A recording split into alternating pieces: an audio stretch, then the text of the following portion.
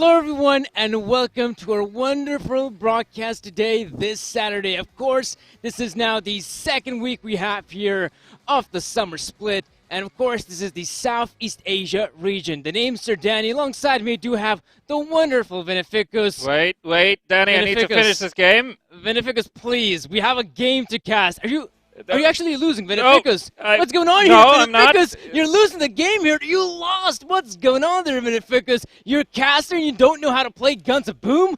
Where's your respect, man? As you can see on your screen, I did put up a very decent score, and of course, the new update 7.1 patch offers us that beautiful ending screen with the MVP in there as well. Not gonna lie. Well, that's not the only thing they changed. They actually added the settings icon as well, so for more better positioning, I could guess call it that way, as well as, of course, the knife button now is on the screen, actually, so you can go into the settings and make it so that it's always on screen instead of you just being in range. So nice little things added to the game. Definitely, I like the changes, and hopefully all of you do as well. If anyone hasn't tried it yet, just make sure you update the game, jump into the lobby, enjoy as well the main lobby changes. It's a nice, beautiful 3D scenery now. You can turn around, see what's happening behind you, and just in general, a very pleasant, in my opinion, overall update. Yeah, not a bad update indeed. And of course, guys, we might as well update you what's been going on here. Of course, last week, what did we have last week, Beneficus? It was the Brazil event. Of course, the Pro Series final in Brazil. That was, again, another Pro Series event, another successful event here in the Guns of Boom history books. And of course, we did have some great matchups as well there. Of course, we did have the North American team, Impact, coming through there, again securing a second Pro Series title. Yeah, they definitely seem to be quite an unstoppable force. What I was more curious to see is actually how Cyclone went on playing there, of course, being the team from our region. So they did place in that 5th/6th position, still grabbing $1,000, and obviously, that's not too bad. Well, I think the biggest thing that they could possibly take away from that event was the amount of experience they gained there, and hopefully we'll be able to see them, a bit of them today here as well, as I would be curious to see what they've learned playing against different teams there. And I actually saw the Enix match where that first map was just, well, unfortunate for them pretty much. They had the lead and everything, but suddenly just Enix took over on a completely different pace. So I think that's going to play quite a huge role for them in terms of using the knowledge that they gained from this big event, playing against literally the best teams in the world, and then bringing it back to this region. So I think it's going to be a regional boost anyway, because, you know, you learn a lot of things there. You bring it back to the region learns from you as being, well, de facto best team currently here. Yeah. You can say that, right? Except not being fanboy. You're fanboying. I'm not fanboying. But except there's one problem as well. You know, in the Pro Series Brazil event, there was one complication there for the Cyclone GG boys, is that they weren't able to participate with their full roster. Yeah, there that's was true. some issues there for Heisenberg. I do hope it wasn't something serious and he was able to fix that, whatever it might have been. And especially, let's hope they're going to be able to, or at least someone else from the Southeast Asia is going to be able to participate. And of course, the next Pro Series event, which will be happening in Germany. But if you were to go back a little bit, you know, back to the Pro Series event here, I mean, there was some great stuff going on there. We obviously saw some great starting lines being built up here.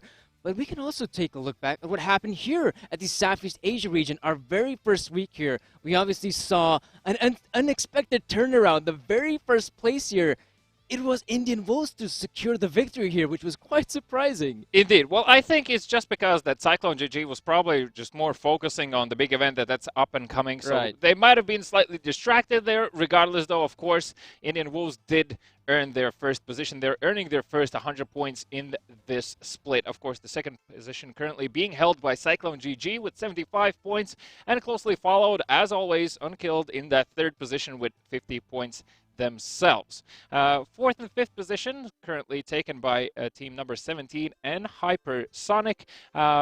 For 17, 40 points is definitely not a bad thing to have in your pocket. Hopefully they will make it to the semis today as well. And for Hypersonic and a few other teams below them, they're all currently holding still 25 points, and that's 25 points more than everyone else underneath them. So just in general, I think it's a great start, just in terms of how the points have laid out currently, meaning that Cyclone GG are probably going to be more pressured in terms of how they should approach their matches. And of course, coming back from Brazil, they still have a lot to prove to everyone else, just to make sure that nobody is really thinking about stepping on their back foot. And in the meantime, Indian Wolves have a great opportunity to take their game basically to the next level. If they can secure their first position in this week, it could be a very different scenario that we might be looking at as to what we've seen so far. But before all that, let's actually have a look and see which teams are going to be playing today. Yeah, of course, the top 4 teams here. We're going to be starting things off here, as always, with the semifinals. And now we do have one of the teams here. It is going to be Indian Wolves coming through here. So the 4th team, still not sure who's going to be able to come out on top here. But there's some intrigue here that could be, again, the roster 17, or it could be someone else entirely. Yeah, indeed. Well, the second bracket, we do see Unkilled going up against Cyclone GG, so that's going to be an interesting match there. We know historically that Unkilled definitely can stay on the same page as Cyclone GG. Question is, how does it play out in a best-of-3 scenario for them? As obviously going up against the, well, quote-unquote, first team in this region, it's obviously always a interesting thing to see how it's going to play out between the two. And for the Unkilled roster as well, I'm 100% sure that they watched, of course, the Brazil event, and the question is, how much have they picked up from this event, and how much of that they can actually already implement into their gameplay. Oh yeah, for sure. Like, taking a look at the Pro Series Brazil event makes a lot of sense if you actually want to defeat a team like Unkilled, see what makes them tick. It's always a good opportunity as any to not only take a look at like the Pro Series event, but of course you also had other teams competing there from North America, from Europe.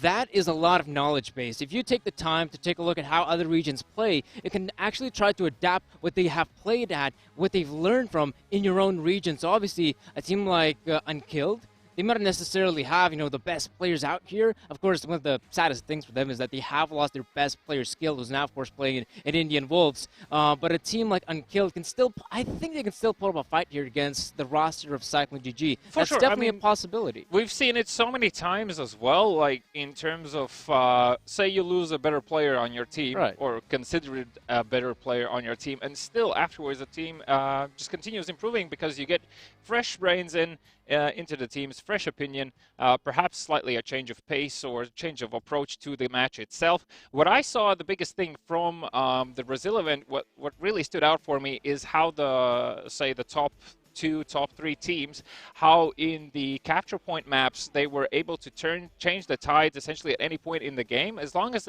whenever they were staying behind, one of the things that they would do is they would instantly try to go for all 3 capture points to split up the opponent's the opposing side, so they are forced to go individually defend these sites, and then afterwards they just win by trades. And once they win by trades, they recapture the points. It's basically impossible for them not to get at least 1 capture point in that scenario, and that's like sort of the basis that they work around to start to get back into the game. And as long as you can do it around the, well, let's say 2.5 minute mark, by that point you're still pretty solid of coming back actually into the match. So hopefully that's something that these teams have noticed and have picked up. I'm pretty sure they have, but that of course will be shown today in the maps that we're going to play. And today's maps are going to be Old Factory, Farming Complex, and Military Warehouse. Changing things up a little bit here, folks. Of course, starting things off here with our summer split, we're going to be changing up the map pool every single week. And of course, we do have new maps coming into this one. And one of the more surprising things that, we do have some more TDM game modes moving in here. The 2 TDM game modes, not going to be starting things off here with Paradise Island, though, which is a bit of a shame. And of course, we will have a control point game mode. Primarily, if it were either the 3rd or 4th place decider or the 1st place and 2nd place deciders, we only got to see their control points, but now we can actually see control points pretty early on here, which obviously going to change things up here at the way some of these teams approach some of the semi-final matchups. Well, I'm actually pretty excited for the Team Deathmatch mode because I personally love Team Deathmatch. Every single game that has it is probably a game where I've tried the Team Deathmatch, and just in general, I think it's more fun that way in terms of just playing because, yes, you it's do simple. slightly... It's simple, but I think what Team Deathmatch does is really gives you the opportunity to stand out as an individual. So like as an individual, you could actually accomplish quite a lot. Control points, whilst still that is possible, as soon as you approach the capture point, everyone's like pretty much all eyes on you. So in that regard, it's slightly more difficult in that sense. If you can still somehow survive alone on a capture point against 2 opponents and even get the capture point on top, well, props to you. That's essentially the best thing you could possibly hope for in that scenario. But in Team Deathmatch, it's just a matter of how good you really are and what is the point when you understand where you need to back off, where you are potentially stepping into an unfavorable trade. And because, you know, Team Deathmatch is obviously a bit different here from what we got in Control Points or King of the Hill. Team Deathmatch is relatively slow game mode when you think about it, because in Control Points or King of the Hill, primarily it's you trying to capture the control points. There's always pressure. There's always, you know, action, pretty much always constantly going on there in the map. In Team Deathmatch, you can be a bit more cohesive. You can take your sweet time approaching some of the angles. You don't necessarily have to commit to so many gunfights. You can take your sweet time, put your players in good positions, and, you know, maybe even go for a bit of a more camping style once they've got the lead. That is something we have seen throughout the season, of course, primarily in maps like not Atrium, but on Skyscrapers. Yeah, that's one of the more, I guess you could say, campy-heavy maps. I think Skyscrapers is actually a very good example in terms of how the teams usually play it, because once they get like the first not the capture points, excuse me. Once they get their first lead, then you can very easily usually see that the teams fall back. So obviously that's usually how things go in the Team Deathmatch mode. But before that, and before we jump into the next games, let's have a look at our roadmap and see where we've come from, where we're heading, and how things have gone so far. So things kicked off here with the Winter Challenger Series, and throughout the 7 weeks, of course, the teams fought long and hard, and as the animation shows, it was quite hot during that period, even though it was wintertime. The regular season, the regular season obviously finished off there after the 7 weeks with that first kickoff event 2019, a 50,000 prize pool, and Noble Gaming actually won it, even though Lazarus was the team that throughout all of this season was in that first position. So Noble Esports got the direct invite, and they actually took the event there. So great stuff, of course, coming out from them. Yeah, great way to start off the year by securing a W in such a massive event for Guns of Boom. And of course, in the Spring Challenger, things were a little bit different. Here in the Pro Series Finals, we obviously saw something we haven't been able to experience yet, a North American a North American versus North American Grand Final in which Impact Gaming were able to secure the victory. Of course, along their way, it wasn't probably as grueling as some other events like the one that happened in Los Angeles, but of course, Impact Gaming, they secured the W here, and it showed the world that, hey, maybe this team, you know, this team of some of the best players in North America can actually achieve something big in Guns of Boom. Well, speaking of big, once the Spring Challenger Series passed and we kicked off with our summer event, very quickly the Brazil event came to take place. So when you had teams like Enix, Brazucas, Lazarus, Impact Gaming, Dust2 Esports, and Cyclone GG attending the event for a $40,000 prize pool, and that first place was taken again by Impact Gaming with $20,000 in their pocket. Of course, the second place once again for Lazarus. And you can see that Dust2 Esports Enix definitely had a very good shot at this. Cyclone GG from our own region do split that 5th and 6th position with Brazucas. And for Brazucas as well, I mean, the event took place on their home turf, coming down in that 6th position. Probably not something that they're particularly happy about, but still, very good effort coming out from them. I saw a few of those matches as well, and I must say Brazucas are looking to be a very good team for the future here.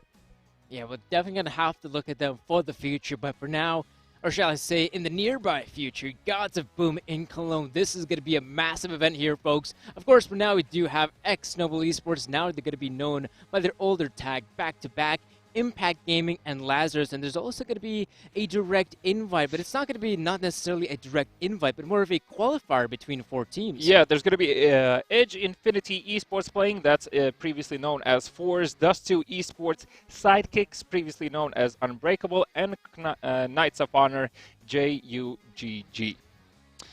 Looking back here now, though, we still have, of course, the Pro Series Germany event. It's going to be from the 21st till the 24th of August.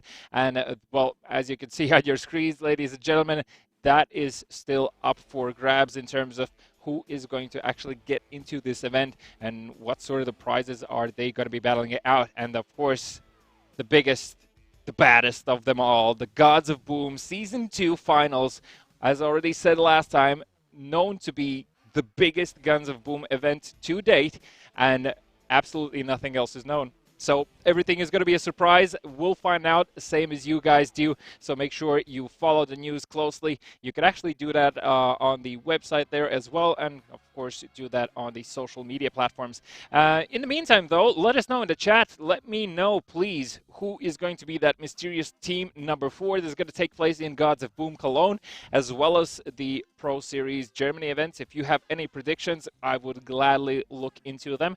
And if you have any tips for me as to how I should play better the game, make sure you do that as well in the chat. I would be happy to go through your suggestions.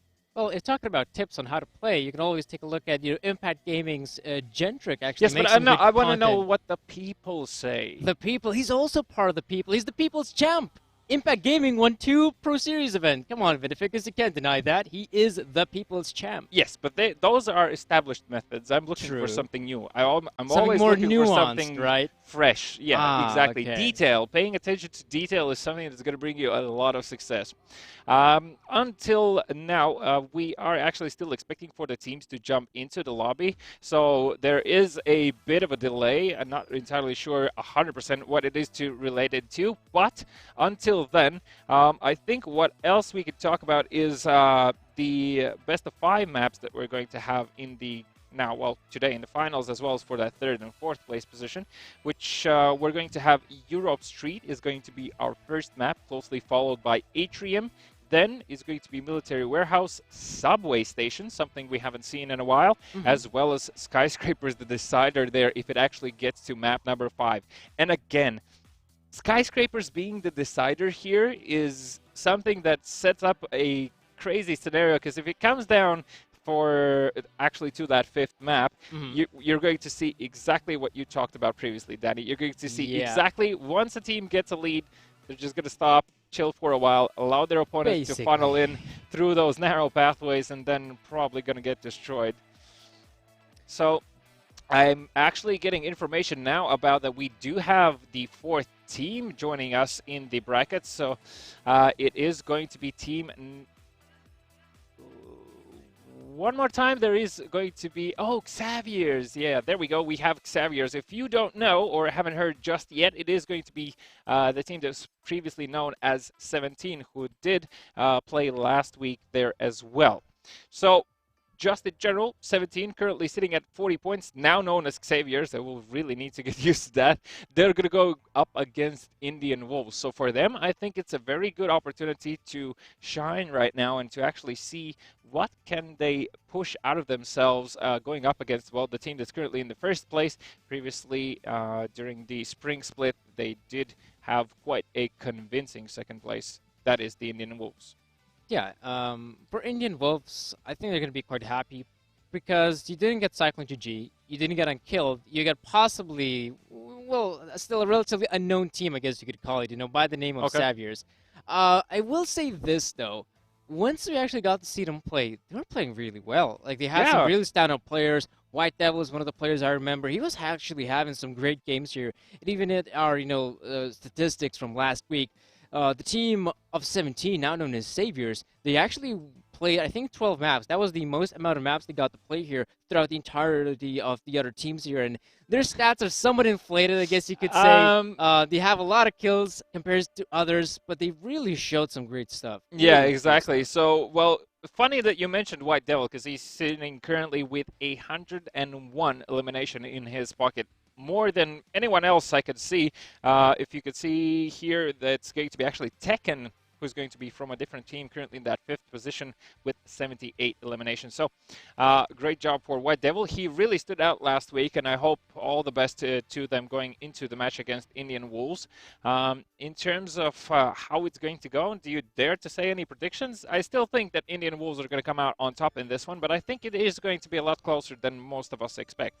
Yeah, I think it might be, a little bit different because, of course, the maps have changed a little bit. We don't know how necessarily both teams will be able to compare to the new map pool.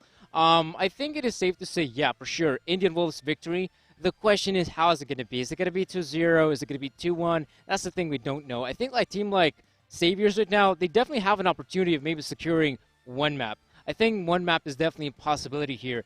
Can they get both of them? I don't know. I think that's a bit out of their range for now, at least, because they're still relatively inexperienced. They might have some good players, I'll give them that, but they're still a relatively inexperienced roster. All right. Well, we are actually going to be jumping into our first map here, so that is going to be Old Factory. We have come to the conclusion of the small issue that one of the players probably was having. I'm not still 100% sure on that. But anywho, action on our screens, ladies and gentlemen. Grab your food, grab your drinks. It's Old Factory Team Deathmatch. And I'm super excited to say that there's going to be a bloodbath. Oh, already? Yes. Team Deathmatch is only scenario, and you already have the action on our screens happening right now. As you can see, Heisenberg is very quickly losing his life, but Rakesh is going to go down, and Heisenberg turns the tides there and is looking to grab his next. He needs to fall back here. Boxer is going to take him out, and you can see Boxer as well hiding behind the corner, making sure that those flames do get extinguished. In the meantime, though, Exorder hiding behind the corner there as Blaze now gets the... He got the G launcher out, but didn't deal any damage somehow.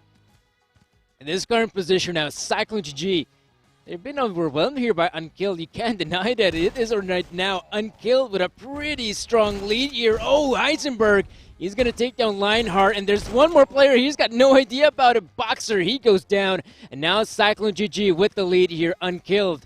They've clearly come out here to play here, so this may not be necessarily an easy victory here for Cyclone. Oh, the players, all of them coming out from a very tight choke when here. Heisenberg next order. Very good crossbar being set up here. Is it going to come into fruition though? Order, he goes down, and now it's the lead here still for Cyclone. But an opportunity here for Unkilled. There we go. There's Heisenberg coming in here. And now this is a position here in which he even gets the elimination streak. There we go. Cyclone GG here with a bit of a lead here, but nothing too spectacular. Heisenberg with that flank, just absolutely crucial to make sure that Cyclone GG still remain in the game and not allowing to Unkilled with running away with a point lead in that situation. Currently Heisenberg holding his position as 3 of the members from Unkilled have taken their positions above ground. In the meantime, Gunrak here with the flank does take down Exorder and Heisenberg, only Heisenberg in that situation, but still that is quite a lot as Blaze now does get Boxer. Gunrak able to trade, and Exorder brings out the Blade Master there just to put Rakesh down and make sure he knows his place. In the meantime, it is still a point-in-point battle as there are 2 minutes and 55 seconds on the clock here, and this is a very close match, Danny. This is a very close match indeed here. Right now, Blaze doesn't have a single teammate backing him up here. Oh, yes, he does. There's Heisenberg coming in from up and above.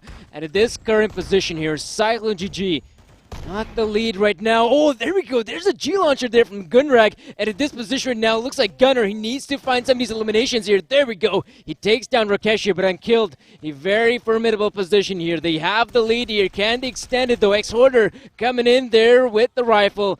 He secures yet another kill here, and I do like what Unkilled are doing here. They're using the upper ground to their advantage here. Oh, Lionheart! He's got the G-Launcher, but no eliminations just yet. Still damage being dealt here. Unkilled. Oh, there we go. Double elimination. Gunner replies with his G-Launcher. Currently still point-in-point action, 2 minutes on the clock, and Exorder looking for opportunities, doesn't spot them out just yet, is going to pair up with Blaze here. They spot their first victim. Gunrag is going to be able to take down Exorder here as Blaze takes the trade, but Boxer replies with a double elimination. In the meantime, the right-hand side flank is happening from Gunner here. He spots the first opponent, sees Lionheart scoping in, so he's going to fall back here, allows Exorder to trade in for a bit there before Exorder falls off, and is going again on those flanks. I mean, they're happening all over the place, but Unkilled are still in the lead with 20 points, 1 minute and 30 seconds on the clock. Lionheart somehow survives in that, but Heisenberg in the meantime grabs 2. This is a very good position now, Unkilled. They have the lead. Can they keep it on here? We do see some of these grenades being thrown out here, and look at this. They're practically just camping and spawn here. They know they've pretty much got the victory here, but there's still Gunner with the elimination streak. Heisenberg as well. Blaze, what's going on here? Unkilled. They're losing players left, right, and center, and looks like Cyclone GG. They might just be able to pull this one off, and they know how close this is. They're already heading back to spawn. All they have to do right now is wait. They just need to wait for someone to step into their crosshair and just make sure they eliminate that first person they see. And that might just happen now as Blaze gets Lionheart. One more should do it as the push comes in from Unkilled, and that is it. Cyclone GG grab the first map here. It is going to be a victory here for Cyclone GG, and this victory coming in here, I mean, that was great stuff. You know, it was a pretty close affair here between the two teams here. It was looking like, okay, this is Unkilled coming out on top here, but clearly that wasn't the case here. Unkilled, they were able to pull off the comeback here. It was pretty much a difference of 4 eliminations. I literally was dazzled by as to how close it actually was. I thought it was going to be a more decisive match. Slightly more decisive match, but always super pleasant to see how it plays out here. Just a bit of analysis as to what happened there. Both teams were actually very active around the map, so like a lot of the teams tend to either be more passive in terms of their approach, so they like to just sit by, first observe, and only then afterwards take action. Wasn't the case here, especially with that Heisenberg flank. When he moved towards the opposing side and actually hid behind the box there, his team got eliminated, and then he came in from behind and was able to just take down, well, pretty much anyone he saw at that point as they were sitting on low health. Really like still the G launcher use. It seems that Unkilled also have definitely had a talk things over in terms of how they should play the old factory. And as you pointed out during the stream, putting like 2-3 people up and above the ground just so they can essentially eliminate their opponent from above is a great tactic. As you saw, that is at least one way how you could play a team that's potentially better than you are. And yeah, I mean, overall, a spectacular match, but let's have a look at the MVPs and see who really stood out between the two. We obviously saw a very brief glimpse here of the MVPs in our new screen, but now let's take a look here. Boxer from Unkilled, 170 score here, 12 eliminations here, and 7 assists alongside the 7 deaths here, but 12 eliminations, pretty good amount he was able to pick up here in TDM. In the meantime, Cyclone GG's Gunner is going to be your MVP from the red side. That is 166 points, only 4 less than Boxer did, but look, only 8 eliminations, 3 assists, and 6 deaths. So whilst that's still a lot, it's obviously not enough to be on the level that Boxer was in this first map. The second map is going to be Farming Complex, so it is going to be control points. And I think this might be a different game for Cyclone GG here in the second map. What are your thoughts? Well, depends on what you mean, a different game. Because well, I mean, I think in terms of a different game, well, definitely going to be a different game mode, I'll give you that. But it's also going to be, I think, a team like the roster of Cyclone GG. They got loads of experience on a map like Farming Complex. How many times have they been in like the first and second place deciders and the third and fourth place decider? Only a couple times, but they have definitely a lot of experience. And I think this is going to be a bit more problematic. If a team like Unkilled picked up Old Factory, then yeah, I think there's definitely a possibility of this being still a matchup for them. But this could actually be 2-0 right now for Cyclone GG. We'll see if they can actually bounce back here. Unkilled. It is, of course, Farming Complex control points. All right, so it's all about that strategy, all about bouncing between those points, knowing when to rotate, knowing when to come back, and most definitely when not to give up. And speaking of not giving up, Boxer is definitely still in the game as he makes that first strike and takes down Blaze. And what a bloodbath indeed on that B capture when it looks like the Unkilled roster is going to come out on top here, but the explosive deals so much damage as Exorder comes in from behind, but still Boxer was able to take him down. That was actually Blaze. Exorder hid behind there further back. They need to be careful of Rakesh. Takes out the Blade Master, does take care of Lionheart. In the meantime, Exorder is going to be taken down as well as Heisenberg. So it's backwards and forwards here, but look at the lead that Cyclone GG already have. Yeah, it's a pretty big lead right now, but still Unkilled. If they cap the control points, there's still a possibility here. G-Launcher coming in here. No elimination just yet. It is still going to be Cyclone GG, and that is a lead outright. 100 points for them here in this current position here. We do see some of the players here from Unkilled trying to find some of these eliminations here. There's Gundrag with Barracuda. Not sure if he can secure the elimination. Yes, he does. That's crucial. The A control point is going in favor of Unkilled. Right now, the B capture point is going to be taken there as well. Heisenberg did manage to put down an excellent G launcher in that situation. Still, that B capture point is contested as currently is going to be captured by Cyclone GG here. 200 points in the lead for them. And both Boxer and Gunrag are desperately trying to change the tides as they both find eliminations here.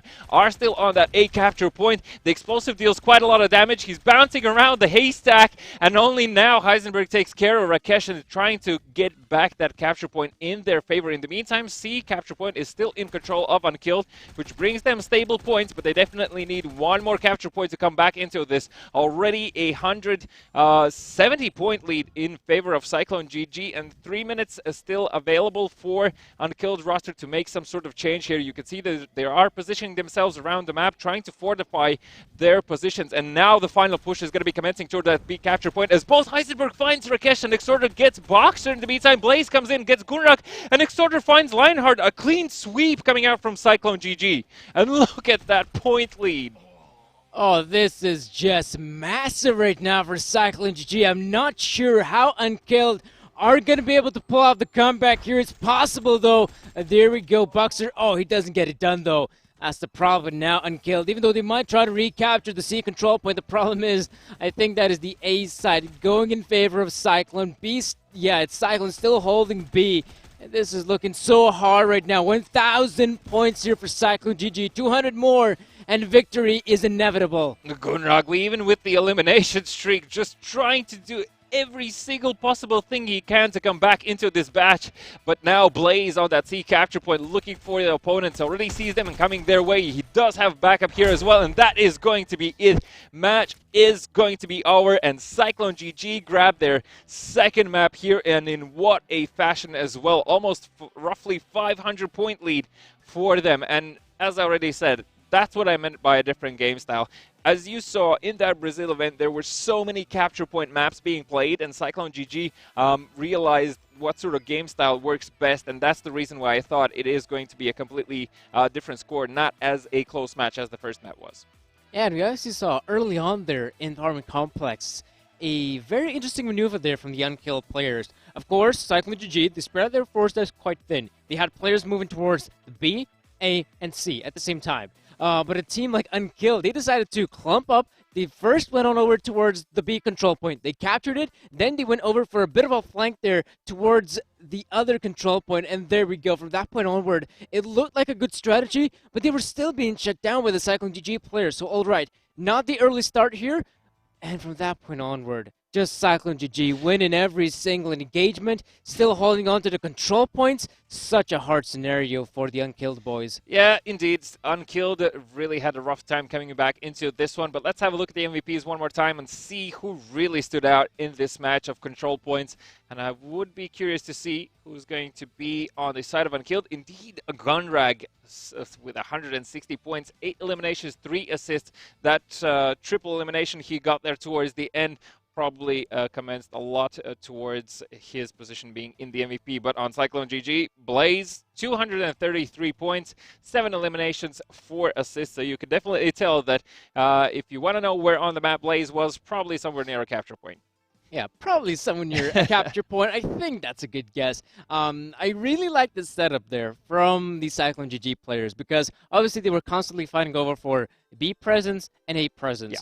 And the one thing I really enjoyed is that they obviously had a player like Heisenberg. He was playing in the house there. It was pretty much at the mid part of the map, and his main role is there's action going on over towards A. I'm going to head on over there, help out my teammates, and then go back towards that same position. There's my help needed somewhere in B or C. I'm going to go there, and I'm going to help my buddies. That was a very good setup there from the Cyclone GG players. Okay, so excellent role switch when it is required. Let's have a look at the brackets, though, and see where we stand currently, who's moving forward, who's staying behind, and what is coming up next. So from that pair, you can see that from the Unkilled and Cyclone GG game, Cyclone GG do move on to the grand final, and Unkilled are going to be battling it out for that 3rd and 4th place decider match. And in the meantime now, we do have Indian Wolves and now known as Xaviers, previously known as 17, setting up for their semi-final match. So between these two, again, in this best of 3, I think Xaviers have a very decent opportunity going up against Indian Wolves. And first map being Team Deathmatch definitely sets up a scenario where the farming complex afterwards is going to be a very, very nerve-wracking map for both sides. As obviously, if you are behind a map and then you have control points, you just see those points ticking away slowly, but not in your favor. That really pumps up the nerves and sometimes puts players in situations where they basically take on decisions that are not favorable for the team. You know, you just feel pressure that the points are running away. You feel like you need to do something. You see perhaps that your teammates are too far away and you just decide to, I'll just go for it. That's not really something that you want to have when you are playing control points. So we do have the teams slowly joining the server here. And do you think it's going to be another 2-0?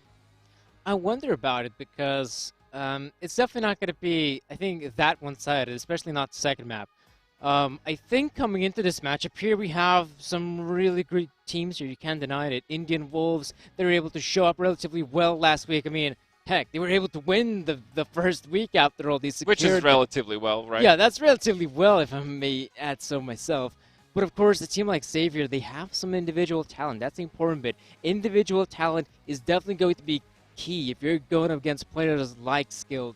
It's not going to be easy. No, it's definitely not going to be easy. But if you're going to have players like, oh, I don't know, White Devil coming into the fray, that could be suddenly a very interesting matchup here. Well, I think White Devil really is pumped up for this match as well as the rest of his team. And going up against Indian Wolves, there's always a factor of just things that need to be proven within the region. Everyone wants to be the best team. Everyone wants to be known in that region as the best team. And I think that's the greatest motivator for these teams to actually think about how they are going to play this one out. So once again, the first map is going to be Old Factory. The players I'm hearing have already joined the server, so it will start shortly here. And on Old Factory, it's all about those first opening shots, the first eliminations, and that first early lead that you can grab onto, and then afterwards hold on to that. So ladies and gentlemen, Old Factory on your screens, team deathmatch between Indian Wolves and Xavier. It should be quite the interesting match here. We're starting things off here on Old Factory team deathmatch. Of course, both the teams had to battle through the open qualifiers right now, and of course, they're going to be warmed up here. They're going to be ready to find some of these eliminations. It is Ghost to get it done here, and already we do some trades going on here. It will be a double elimination here for Hope, and an early lead for Indian Wolves. King is on very low health and is going to fall to Ravi Reddy here, who's currently hiding behind the corner, waiting for the ticks to go by just so he can stabilize himself. In the meantime, though, Skilled, the newly picked up player on the side of Indian Wolves, is looking for a flank opportunity. Sammy will find Ravi Reddy, and you can see that Xaviers are doing the same thing that Unkilled did. They're positioning their players up and above, just looking to get those early opportunities. Rocky finds the double elimination here, even has plenty of armor available to look good and go for that third engagement. King is jumping into the action, and Rocky is on an elimination streak right now. Even spots the fourth player is going to fall back slightly, and unfortunately will be taken down by Ghost, but very quickly Sammy is going to be able to trade. Skilled is jumping into the action, does take care of Sammy and brings the scoreline slightly closer. It is currently 140 points for the side of Xaviers. The G launchers are just all over the place, but the shotguns are the ones that are doing the work. Sammy, a triple elimination coming out from him. Who's this man? Oh, it's Sammy, all right. He's finding those eliminations here. And even though Xaviers, they don't necessarily have the biggest of leads here. In fact, it's already gone here. It's Ravi to pick up the elimination here. Skilled, though, is going in and through here. He secures the elimination here on Rocky, and he's going for more here. Oh, no. Skilled, you might want to back away from there. You don't have the teammates backing him up here. And in this current position here, King, can he secure it? He cannot, but he does have Sammy to back him up here. And Xaviers, they're back at the fight. They're back in the fight indeed, as only 10 points in the lead for the side of Indian Wolves. Sammy will be taken down by Hope as he was left with no armor after that last engagement. Rocky was able to trade very quickly. White Devil now finds an elimination onto Skilled as well. And Ghost will take care of Rocky. So it is literally a backwards and forwards match here as there's still a 2 minute and 45 seconds on the clock. Indian Wolves sitting comfortably at a 315 points. Ravi ready with the G-Launcher finds King, and Skilled will take care of Rocky as he finds Sammy as well. Skilled, the double elimination coming out from him, and he's currently trying to bring that lead ever so further away from Xavier's. Indian Wolves 70-point lead, and probably the biggest lead they've had in the match yet.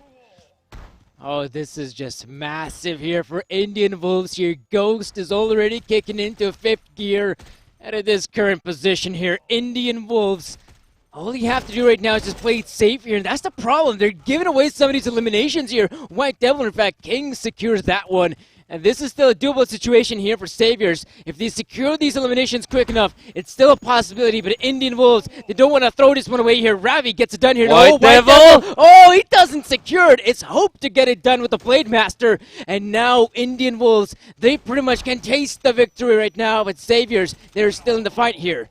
Sammy tried to change the tides there, but unfortunately 3 opponents is not something that you can deal with on your own. King now battling it out in the middle of the map as Ravi ready on an elimination streak, and that is going to be it. Match is going to be over, and Indian Wolves are going to be coming out victorious in this one. And I must say, as we already spoke in the beginning there, a very interesting and close scoreline in terms of it being team deathmatch mode. What's interesting, though, is that it wasn't really the White Devil that was on your screens in that elimination feed. It was actually Sammy that really stood out for me personally, and I'm pretty sure he's going to get that MVP status as well. For Indian Wolves, though, I think they were slightly surprised that Xavier's put up 3 players as well in that middle part of the map on that upper level, just to see what sort of like game style, where the players are spreading out from the Indian Wolves and seeing what sort of flank opportunities they have. So let's have a look at the MVPs, see who really stood out. I'm going to say it's going to be Sammy from Xavier's. Am I right or am I wrong? And probably Ghost. Yep,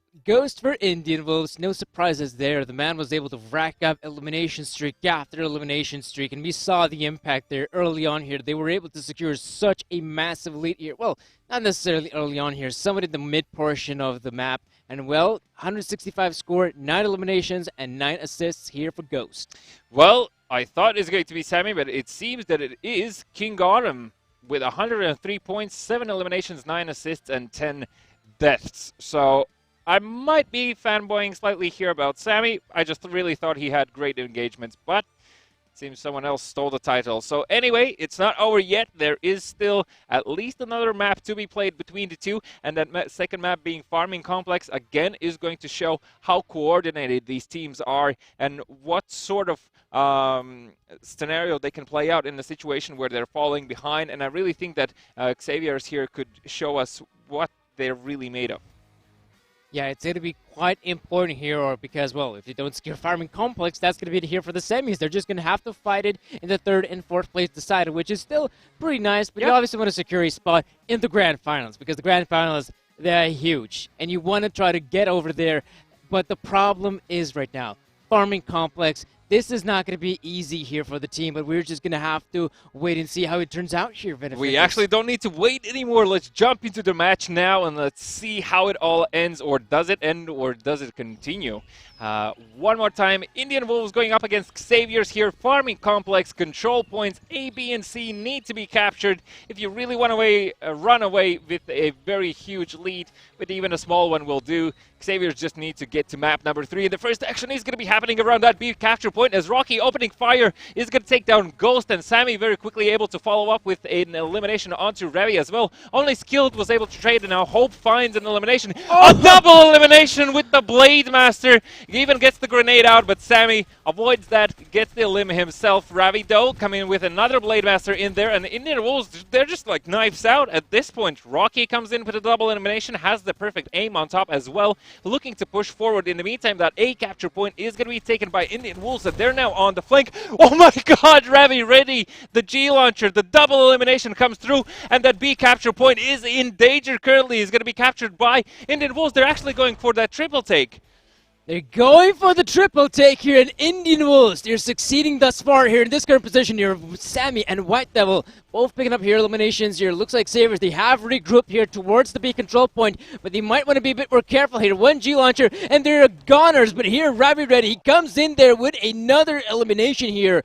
The man's on fire right now, and in this position here, Scale, yes, he gets it done here. He's looking for the Blade Master. He can get it done here. It is Rocky to pick it up, and now Indian Wolves, they got the lead here, but can they keep it up here? Because Saviors, they're coming back into this one slowly but surely. 3 players heading towards the C control point. They have to be careful here. Players coming in there for the B control point. Do they check it? No, they don't. Big mistake. And now Rocky hoping to win the fight here. He does not do it. This, of course, White Devil to get it done. And now Indian Wolves, they pretty much got this one here. 200 points lead. That is impressive to say the least. For Xavier's, they really need to get some sort of capture points in their pockets, as having all 3 on the side of Indian Wolves, you can see that the points are ticking away faster than a taxis meter in a different country. I mean, how can you even stop Indian Wolves at this point? You really need to jump into those capture points, but it's so hard, very difficult to do for Xavier's. They're trying to do that one by one, currently being grouped up, 2 people on that A capture point. It looks like it's going to eventually fall into their favor, but 915 points already on the side of Indian Wolves. They're just looking to take this one with a super confident victory. Merciless coming out here from Rocky, as they have captured, that is Xavier's, the A capture point, looking go for that C, and I think Rocky is going to be surprised that there are 2 players already there from Indian Wolves. 1,070 points only against 570 in terms of Sabres. Really shows here who's ready for capture points and who needs to learn a bit more. Oh boy, I mean, Ghost is having the game of his life right now. He's able to find those eliminations there. I mean, at one point we even saw the 360 Blade Master coming in, and now it is going to be Indian Wolves with the victory here on Farming Complex, and they secure a slot in the grand finals. So Indian Wolves are going to go up against Cyclone GG, and Xaviers are going to play for that 3rd and 4th best of 5 scenario for that. Those valuable points, of course. But this map, as I already said, this map really shows which teams are very coordinated in terms of how they do their rotations. And even though it didn't seem like in the beginning, I really thought that it's not going to... Well, this match is not going to take us to a place where all 3 capture points are going to be taken at the same time. But Indian Wolves, yet again, proved me wrong. And yeah, I mean, the lead just skyrocketed so fast, even into the plus 500 point lead. Right. So, I mean, you don't really get to see that often, but when it happens, it's just a marvelous sight. So let's have a look at the MVPs here one more time and see who really stood out. I do think that it is going to be Rocky from the Xaviers, indeed, and that is going to be 173 points, 9 eliminations, 4 assists there. And for the Indian Wolves, Ghost, 179 points of his own, 10 eliminations, 5 assists, a very, very good result there for both players. So a good job for Xavier's. I'm very pleasant to see that they have actually, for the 2nd consecutive week, made it so far here, and I'm expecting that they will be showing up more and more on our screens, as they definitely have a very good potential, which shows in those team deathmatch maps. They just need to work a bit more on those control points, and then it's going to be all fine and dandy. Yeah, they need to work at some of these control point game modes, but again, of course, we're going to have next week. Maybe we won't even have control points here in the semifinals. Maybe it is going to be straight up, I don't know, 3-team deathmatch game modes. If that's going to be the case, I definitely see Saviors coming out on top here. But for now, of course, they're going to have to work on some of that farming complex matchup here, because they just got absolutely destroyed. Let's be real here. Yeah, the early stages, sorry. sure, not too bad. Great attempt. But at the latter stages, it was just a rollover there. Indian Wolves, they come out to show what they've got. They show the big guns here. They come out here with Boomin'. And of course, that's why they win themselves a slot in the grand finals. But now, of course, before we jump into our grand finals, we still have to see a 3rd and 4th place decider.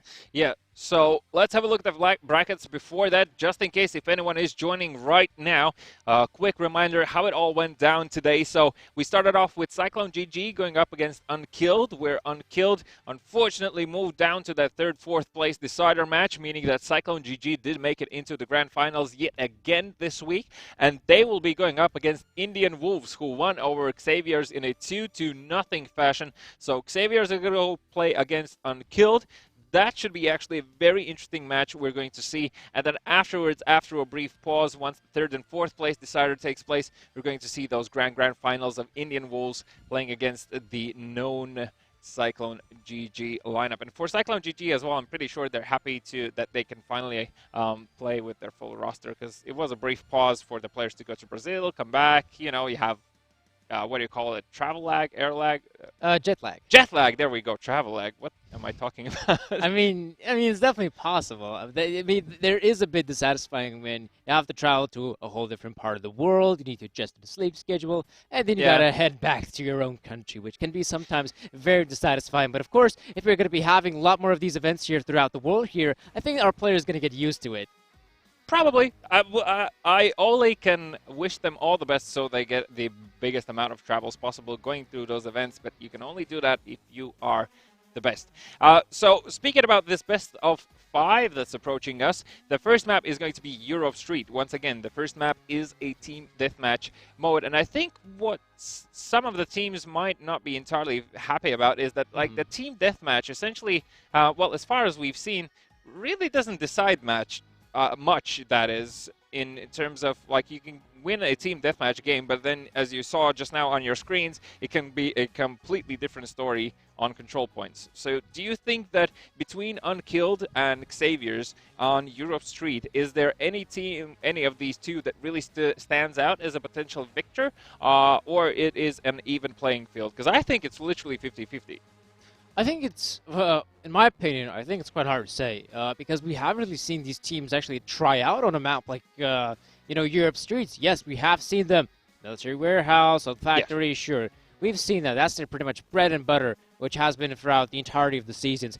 But here, you know, playing it on Europe Streets, Team Deathmatch, that's a very interesting map, because the layout is, yeah, it's pretty much symmetrical, you know. You have the street in the middle, you have the houses on one side and the houses on the other side. The problem is, though, it's gonna, I think, see a lot of these long-range engagements. We're gonna see the sniper rifles coming into the play. The rifles, I'm not sure if we could actually even see the shotguns coming into play here. Maybe it's possible in some of the more close-quarters combat areas like the left or right side of the map here, but I think it's gonna be dominated by rifles primarily. I think one of the things that's going to really stand out here as well is who's the better perfect aimer, if you get my drift, right? Because if you do have the snipers coming into play, the most effective method is aiming for the head, as it is in pretty much any game. And yeah, I think that's also going to be a huge factor here in terms of how it's going to play out on the Europe streets. And I do hope we get to see that soon. As far as I know, the players are already joining the server here, so it should be live very quickly.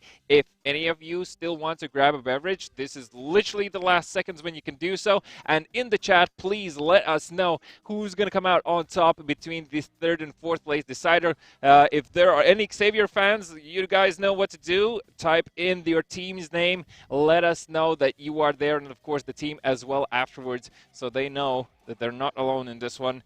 They have a crew behind them. Yeah, it's always nice to have a crew behind yourself, but of course, what we will see in front of ourselves, it's going to be Europe Streets here, Team Deathmatch. This is going to be quite interesting how this one turns out. If it turns out. But nothing.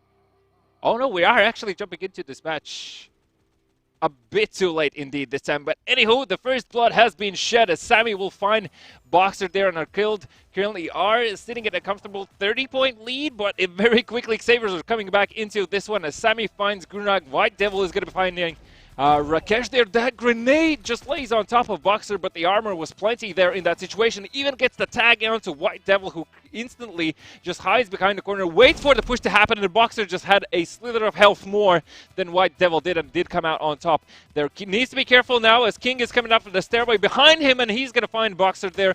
Gunrag now in the meantime gets the G-Launcher out. I think it connects, but doesn't find any eliminations right now, as Sammy will take care of Gunrag walking into behind him, and Rauki will find Rakesh as well, as Lionheart is going to be able to trade here. Still 40-point lead for the Unkilled roster, and 33 minutes and 45 seconds on the clock here.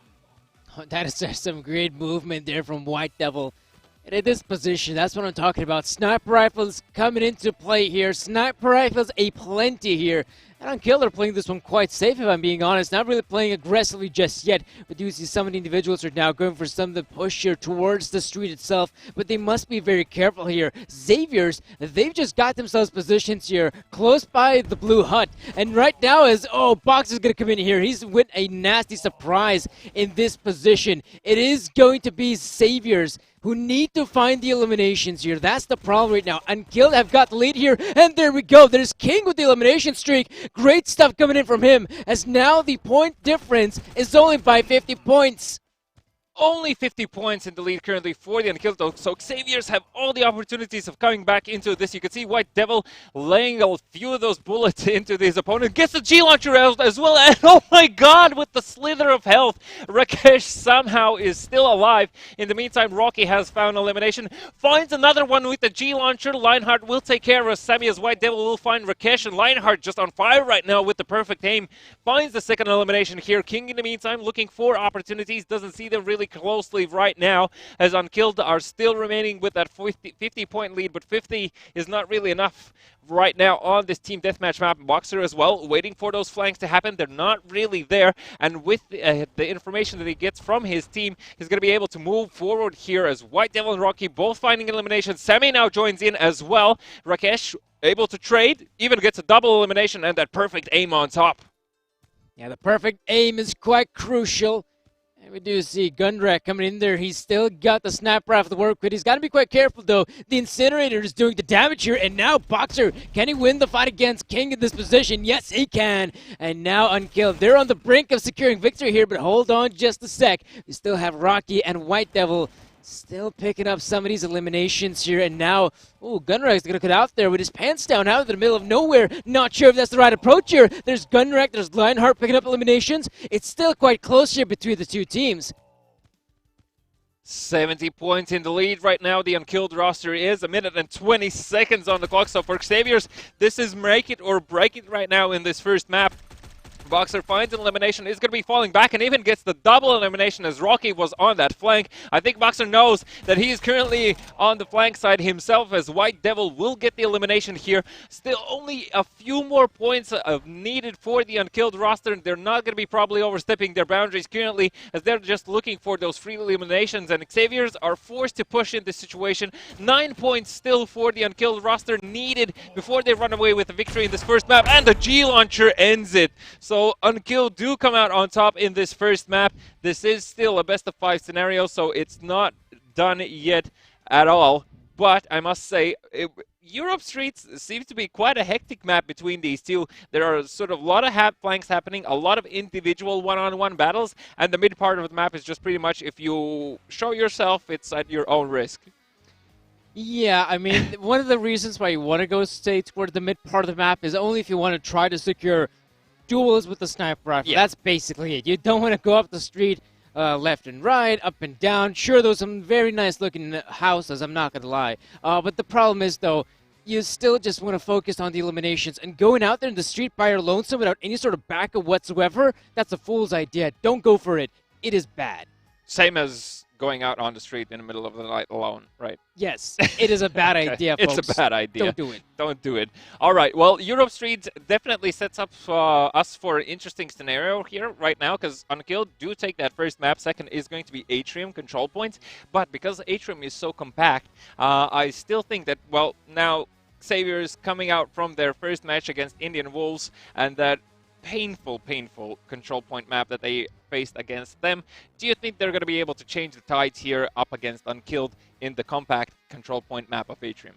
I think that's definitely a possibility, because a map like Atrium, you just mentioned yourself, it is very compact. It is relatively, the points are relatively close by to one another. Yeah. Because it's definitely not your Europe Square where the maps are very far away here. But of course, let's take a look at the MVPs we just had here on Europe Street here. Of course, the two teams faced off here, and we will see the player Lionheart from Unkilled. The man sitting on 160 score, 9 eliminations here, and 4 assists. And from Xavier's, once again, King got him on our screens with 124 points, 8 eliminations, 6 assists, but that's quite a high death toll for a team deathmatch map at 10 deaths.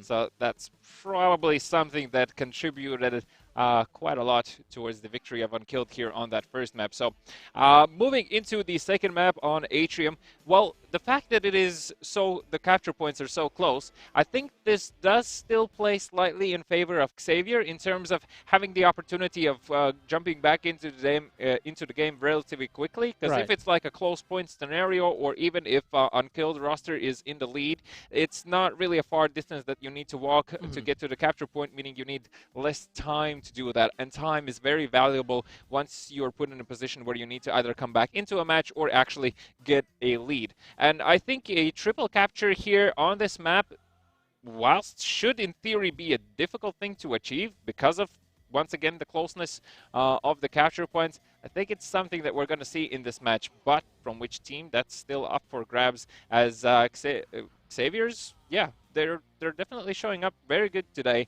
And I think it's just a small victory that they need to actually boost their mentality to a level where they're like, okay, now we got this. Right? Because it seems like everything is sort of taking into place as to how it should be, but it's something sort of missing, and I think that's the morale boost that they need. They just need a victory. Yeah, it's always very nice to secure the victory here, and of course, in a map like Atrium right now. The thing is, though, yeah, as we talked about earlier, the control points relatively quickly can be taken over or can be lost. So yes, it's definitely possible to have all three of them at one point, but it's so hard to keep them because the players, they pretty much spawn by right outside the B control point.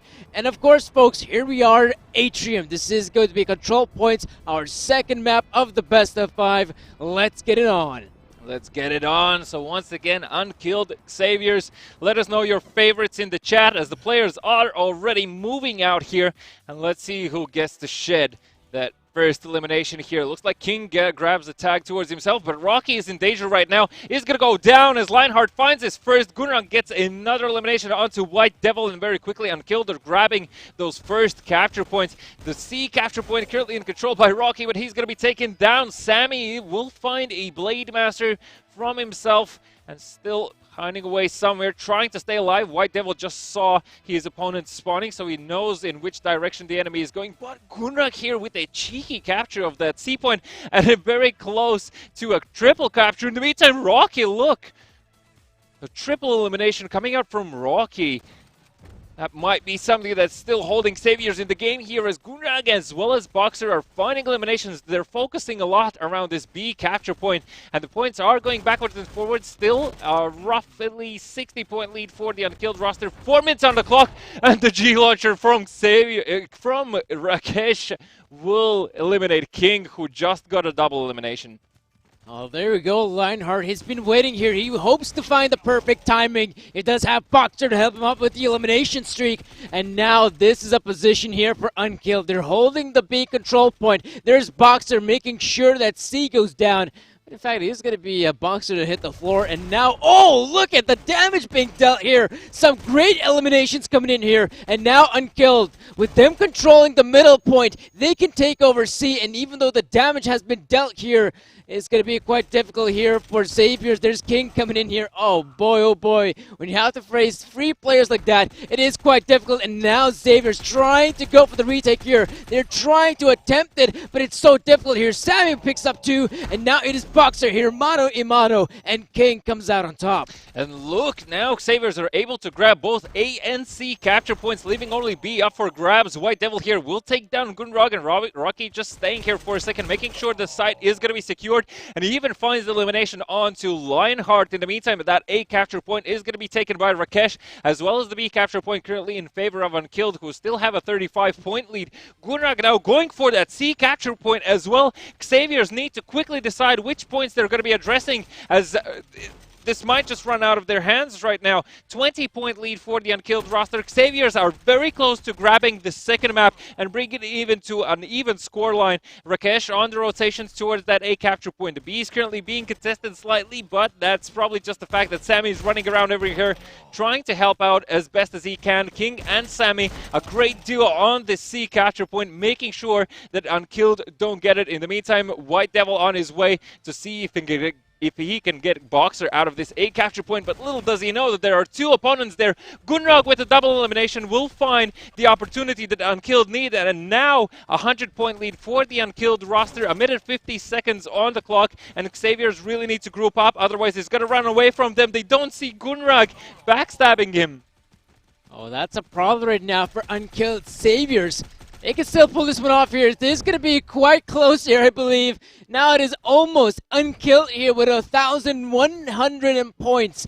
The thing is, though, Saviors, they're coming in here. There's going to be King throwing down a grenade here. Not a single elimination here for Saviors, and that's a big mistake. Unkilled, they pretty much secured the map here on the back of them finding those 5 eliminations. Without them, that's still an interesting game here. But with them, it is Unkilled. Oh, it is, of course, the Unkilled guys securing the victory. Yeah, it was such a backwards and forwards matches.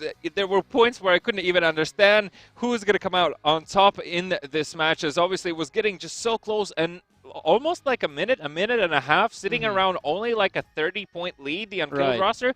That's a very dangerous territory for them as well, because they know as soon as they fall off, as soon as they get eliminated, that's it. The capture points are going to be giving up. And as we spoke actually in the beginning, just because those capture points were so close, that's one of the reasons why Xaviers were probably able to play such a close game here, because the rotations were quick. They could flank easily around that C capture point where you have the stairways from the underneath, and they were able to secure those, control that point pretty much for the better half of the game as far as I was watching. So in general, as always, a bit hectic around that B capture point, and the A capture point was pretty much in control of Unkilled. So even though Unkilled came out on top, it is still a super close game, and the fact that the next map is going to be Military Warehouse, a team deathmatch mode, once again sets up a great comeback scenario for Xaviers. But before that, of course, as always, let's have a look at the MVPs. And as far as MVPs are concerned, what are the players you just want to say here for Saviors? It has to be, of course, Sammy, but also we do have King. Of course, that deadly duo, we talked about it earlier, how Sammy and King were able to find a lot of those eliminations on the C control point. Pretty much a brick wall, if you ask me. And of course, King, 190 score, 11 eliminations, and 5 assists. Yeah, so good job from either side, but it seems that Unkilled still have a slight trick up their sleeve every map. So question is it going to be the same scenario in Military Warehouse? So Military Warehouse, historically, we've seen it quite a few times here, but not with Xavier's roster on it. Well, we saw it once. Yeah, once in the 3rd and 4th place decider, I believe. Yeah. But Military Warehouse, yeah, it has been a staple here of competitive play pretty much every single time. We get to see it play in the grand finals in the 3rd and 4th place decider, and now we get to see it crop up yet again. So Military Warehouse, it is a pretty interesting map in its layout. Of course, I'd like to say it is kind of similar to Old Factory. You have this mid portion of the map, it is closed off, and you also have some of these longer range engagements, which obviously if you step up on one of the pallets there, you can try to find some of those eliminations that way, or you can try to play it in a bit of a more passive manner, like an Old Factory as well. Well, for the Unkilled roster, they're probably just going to be looking to get like an early lead and then afterwards just hold on to that, because they really don't need to risk with anything at this stage. They already have 2 maps in their pocket in a best of 5. As long as they get that 3rd, that's it, that's job done. They have their 3rd position and they're happy with that. Well, happy is still probably questionable. Everyone wants to get that 1st position, but still, that's a lot of points going into their pocket and a lot of money. Remember, these guys are playing for prizes varying from $400 to slightly less, and you know, you need to fight for every single battle you can. So in this best of 5, Xavier's, it's make it or break it. And this also goes to show the level of preparation that a team that might not necessarily be as experienced, but just in general, how can they cope with the pressure that they have. So they're playing for their 3rd, 4th position. This is the 2nd consecutive week that they made it into the semis, and well, now battling it for that 3rd, 4th position in the best of 5, as well as the fact that they're pretty much on the board. Everyone's eyes are on them, so let's see how they go, how they do this. Military Warehouse team deathmatch, Unkilled going up against Xavier's. Unkilled only need this one more map, where Xavier's, this, if it is a comeback, it's going to be a long one. And they have to start things off right here, right now on Military Warehouse. We do see Look at how passively Unkilled are playing this one. No one's really going for the engagements. Right now with the grenade being thrown out, we might see some aggression here from Unkilled. There we go, Boxer coming in there. He's inside the hut, but there's the big flank. There's Rakesh with the avalanche. He picks up one. He picks up two. He wants to get the third one, but there's Lionheart to help him out there. And there we go, Lionheart is already going for the dance here. They think they won here, but that may not be the case here. Not just yet, but definitely the confidence is with Lionheart as Boxer will find an elimination here. White Devil able to trade right now. Boxer gets his second as well. Rakesh going for White Devil will get him eventually, but will fall off in the process. Gunrag will find a Blade Master on top of Sammy as King now walking out gets his first elimination. Needs to get a lot more. Lionheart in the meantime strafing out behind the corner will get King. Rocky though very quickly able to come up with a trade of his own. So far, Unkilled are in the lead with 40 points, but it's not out of the woods yet for them as Xaviers are closely following by here. Sammy gets an elimination. Rocky finds another one in the meantime. Just Boxer wrecking havoc between the Xavier players as he gets a double elimination, and Gunrag even with the perfect aim on top there. Excellent job coming out from the Unkilled roster. Currently 3 minutes and 30 seconds on the clock and a 70-point lead for Unkilled. Oh, this is looking horrible for Saviors. Not the start they were looking for, and can they make the comeback right now? That's the big question, because it is, of course, Gunrag with a triple elimination. He's not slowing down anytime soon. He's making it rain, all right. And now Saviors, can they find anything by this point? Boxer coming in there, throws down the G-Launcher, but it's ineffective. And now this is a position in which Saviors, I mean, they're on the back foot. They need to find the eliminations here. They need to get it done here as quickly as possible. Otherwise, it's going to be Unkilled running away with this one. White Devil gets it done, and he's going to try to go in for more here, but he's been spotted out here. White Devil still secures the elimination, or in fact, it is his buddy King there. And there we go. There's some eliminations here for Saviors. Now it's only a 100-point difference. Question is, do Unkilled still feel like that they can just make it rain mid-match as Gunrag now will find White Devil, who's actually pushed into 4 opponents. Not entirely sure what was that all about. Perhaps it was that pressure that we were talking about, as now Lionheart and Rakesh finding eliminations. Boxer finds one as well, looking to get a follow-up, gets the double elimination here as well. So great job of making those points rack up very quickly. 440 points for the Unkilled roster, and it doesn't look like the Saviors can really get back into this. 2 minutes on the clock, but only 50 more points needed before Unkilled secure the victory here.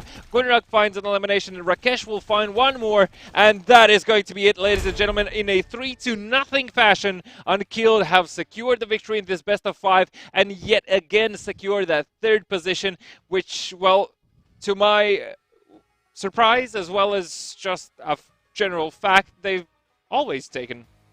I mean, when you think about it, last week we also had the 3rd place went to the boys of Unkilled. The 4th place went for 17, who are now known as Xavier. So, I mean, it is kind of a repeat of last week. So it is a bit of a shame how it all turned out. But, of course, we obviously saw some great stuff coming in there. I mean, the great thing is that Unkilled, at least they're enjoying themselves. I mean, I love the confidence. Just throw that in the middle match and you're fine, right? So, yeah, a bit of, well, some would say BM. Those are probably fans of Xavier, and the others are just enjoying the show. So, overall, still a very decent performance today from Xavier's. I think they still have a very good potential. The team deathmatch maps so far, not counting this one, did show us that.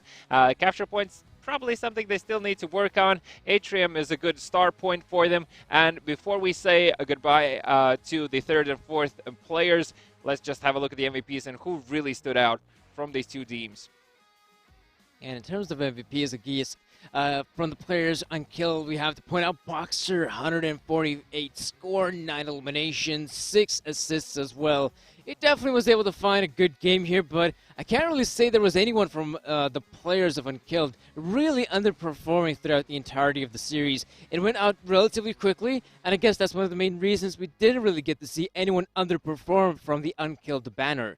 Yeah, on the side of Xavier's, it was once again King for the 3rd time today on our screens, if I am correct, with 92 points, 6 eliminations, 1 assist, and 8 deaths. So for Xavier's, as I already said, just a bit more learning required, probably a bit more practice in general, but so far they're putting themselves up as a strong contender for that 3rd, 4th position. For their 1st and 2nd, still a little way to go. So I think what we're going to do now is we're just going to take a brief pause just to group ourselves, to allow you to grab a beverage, to grab some food, because the grand finals are coming up. And Danny, let us know one more time which two teams are going to be playing in the grand finals. Of course, it is going to be Indian Wolves against Cyclone GG. So again, that should be an amazing grand final, folks. Stay tuned for the broadcast. We'll be right back after a quick intermission, and we'll see who's going to come out on top here at our second week of Guns of Boom.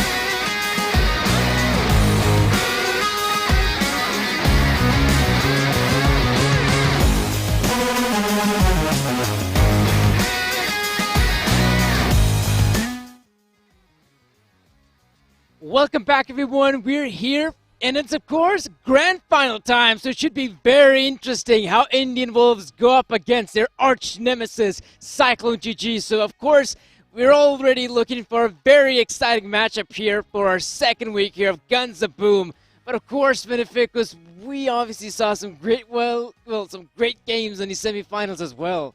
Indeed. So let's just remind everyone how we got here. Let's have a look at brackets just in case if anyone is tuning in right now. So the first match we saw today between Cyclone GG going up against Unkilled. They did take this in a 2-0 fashion, moving forward to those grand finals. And then afterwards, Indian Wolves took on Xaviers, where they got a very confident win over their opponents, and I mean it's pretty much the same scenario as it happened last week. So now Indian Wolves are going to go up against Cyclone GG in the grand finals, and in that third and fourth place decider, Unkilled once again were able to secure that third place with a 3-0 fashion. But I must say it didn't really look like that it came easy for them. No, it definitely wasn't easy. 3-0, yeah, you might say, oh, okay, 3-0, not a single map being picked up. But of course, the matchup was relatively close when you think about it. The TDM game was close.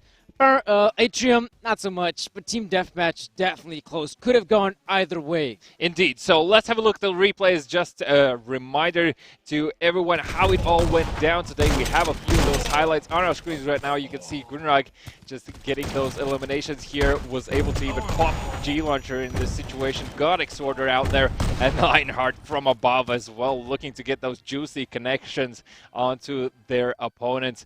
Afterwards, we move on here between the Unkilled roster and Cyclone GG. There was that B capture point, a lot of the action happening throughout the entirety of the match.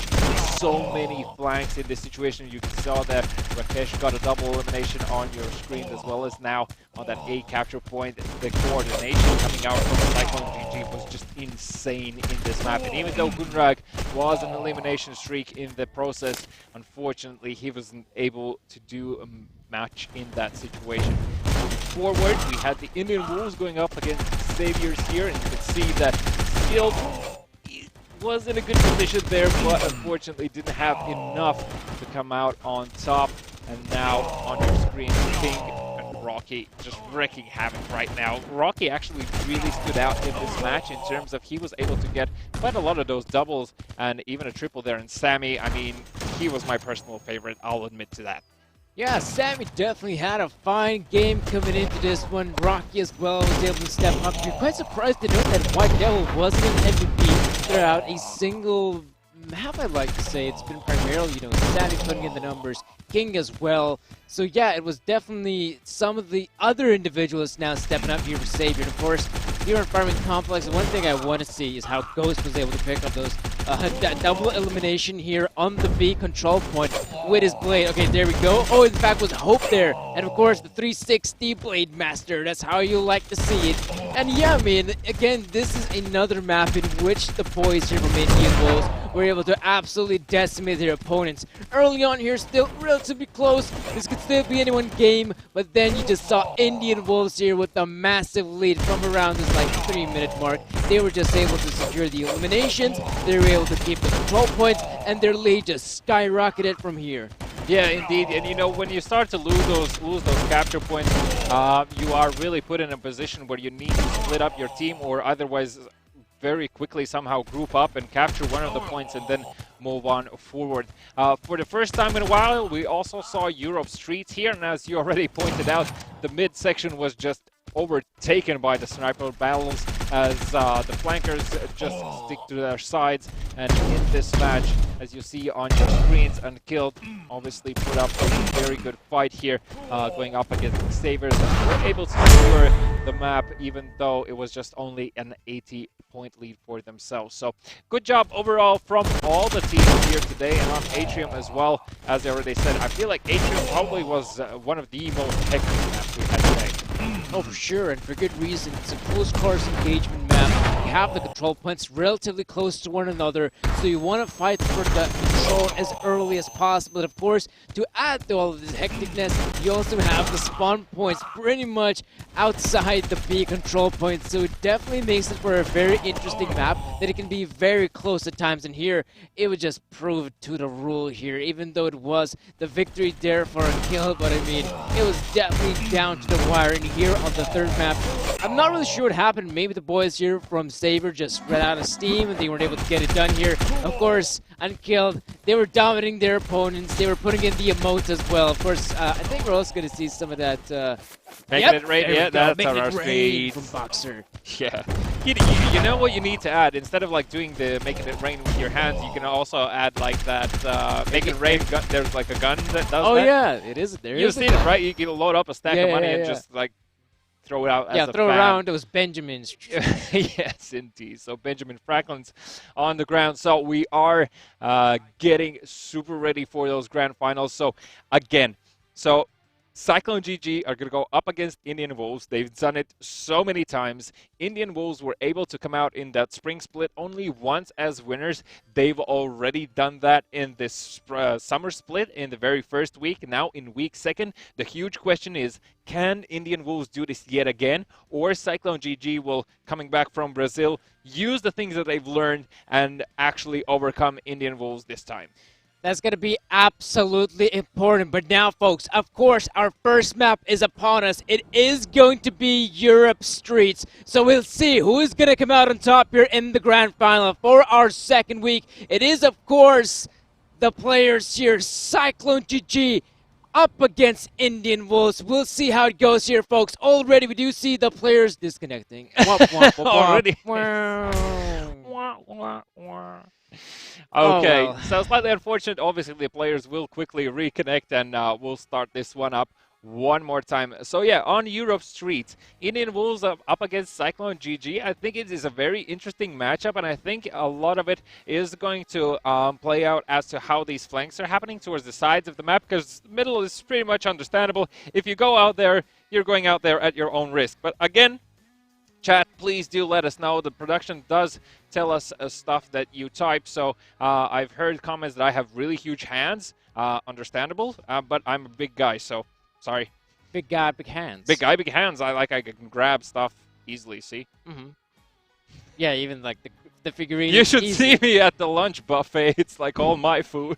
Yes, may I have this sandwich, please? Yeah. Whoop, whoop, yeah. So yeah, of course, guys, of course I'm talking to you. Yes, you. Give us your opinion. What do you think? Who's going to win here in the grand finals? Is it going to be Unkilled? Is it going to be Indian Wolves? Of course, I think right now, with Indian Wolves finding, a decent amount of success right now, I think they might even start building up some sort of fan base here moving forward. Oh, for sure. The victory here in week 1, that was impressive because I think it wasn't even relatively close. I think it was 3-1, I'd like to say. So yeah, 3-1 was the scoreline.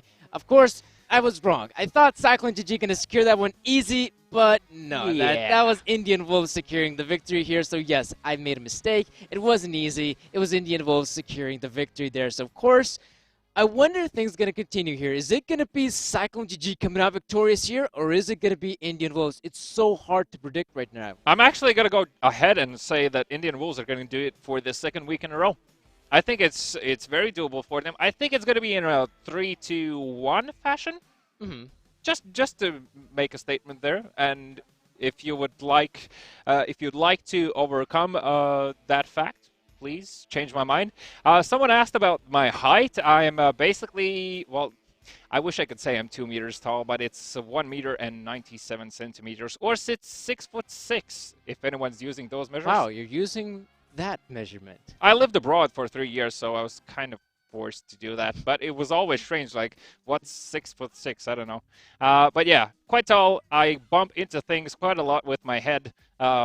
Probably something that I don't want to admit to, but it's different things. So I do have a lot of Cyclone GG fans in the chat. So Wolves, let us know if you are there, please. Support your team as well. We'll pass those greetings on to the players if we can. And, support always helps. You never know who is watching. Perhaps even one of the players is, have chat open up on their screens. Yeah, you gotta support the local scene. That's the thing right now. You gotta support the local scene. You want to see those teams come out on top. You want to scare them. You want to see them securing the victories, and of course, playing in the big events as well. That is the important bit.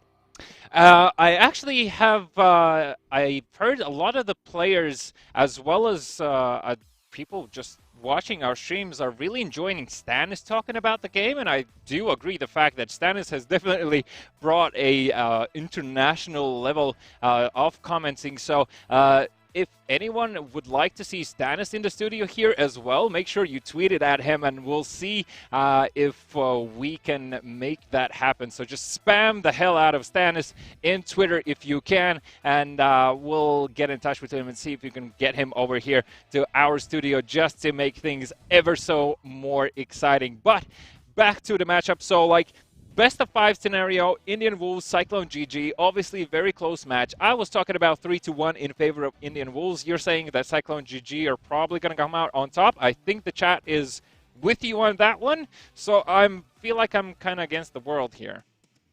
Basically, yes. But I mean, this still being a best of 5, there is a possibility of an upset. We've seen it in the past. I would be too surprised if it were to happen yet again, but I don't think it's going to be that easy there for the Wolves. Of course, there has been a change of maps. We're going to be seeing a lot more team deathmatch game modes coming into play, and that might change things up a little bit. You know, that might allow, if you get yourself the early lead, you're going to realize, right, we've got a chance to secure a victory here, so let's play this one safe, let's play this one smart. Now, it is also going to come down not only to the prowess of the players themselves, but the masterminds, the in-game leaders, the captains of the world. How will they play in a scenario like this where you're in the grand finals? Well, I think one of the maps that I'm personally really interested to see is the subway station, because I really haven't seen subway station played on this level so far, so it would be very interesting for me to see how these teams approach it, how many of the players actually go into those trains and try to get some cheeky shots with the sniper rifles from the trains themselves as the players are leaving their bases, and just things like that. You know, there's obviously a super great flank opportunity using the trains as long as you can find the correct timing for that, but of course that does require a distraction probably around the capture point in the middle there. And that capture point is a little bit different when you think about it. Of It's course, difficult. it is king of the hill. And the problem is that even though there is the sort of, not necessarily a wall, I guess you could call it the sort of stand where you do have, you can hide behind whenever you're capturing the control point. That is a great thing about it. However, the problem is that you can get very easily outflanked for that position. Because you also have the trains going in through the sides, there is a possibility that even though you're capturing the control point, everything seems to be going in your favor, but if you don't check for the flanks, you're going to get absolutely demolished. That could be, of course, a round there for your opponents. And the thing is, though, a map like Subway, it is pretty straightforward. Quite literally, you just have to go straight forward pretty much every single time, and there's really no need to be going for any sort of elaborate sort of flanking routes, because it is possible, but primarily it's just straightforward engagements, the way the map is laid out. I think it's also, as you said, it's straightforward engagements, and you can actually win this map, in my opinion, with just brute force. Like, you just push forward and push your opponent into their base, not even allowing them to get in those flanking opportunities afterwards, and just leave one man behind with the sniper rifle from the capture point. He still has a pretty decent view towards the opponent's base, so I think that's one of the ways how this map could be played as well. But I'm hearing we are ready to jump into the server yet again, so yet again we're going to see Europe Streets on our screens, but this time in the grand finals between Indian Wolves and Cyclone GG. Can Indian Wolves repeat their success from week number 1, or is it going to be Cyclone GG coming back with the victory here? And if that's the case, that does mean that it'll set up a scenario where the teams have the same amount of points in the standings. Let's get it on here, folks. Finally, we do see some action going on here. It is the sniper rifles picking up some of that early damage here. And Heisenberg, what a great way to start things off. He secures the elimination here with the Barracuda, but here's Skilled. He's moving in here. He's got the avalanche out. Oh, no, it's Gunner with the Blade Master, and that is the early streak here for Cyclone GG. And you can see Gunner is just locked in on that target there, but Blaze actually got Ravi ready out of that corner, so Hope has found a Blade Master onto Blaze here, even gets a follow-up with the perfect aim onto Exorder, gets the grenade onto the ground, goes for the flank, but Gunner just has slightly too much health for Hope to deal with. And Gunner even gets the double elimination there. Ghost with the G-Launcher will take him out as Blaze finds elimination. Exorder gets a follow-up, and Cyclone GG have started with a 50-point lead in the very first minute.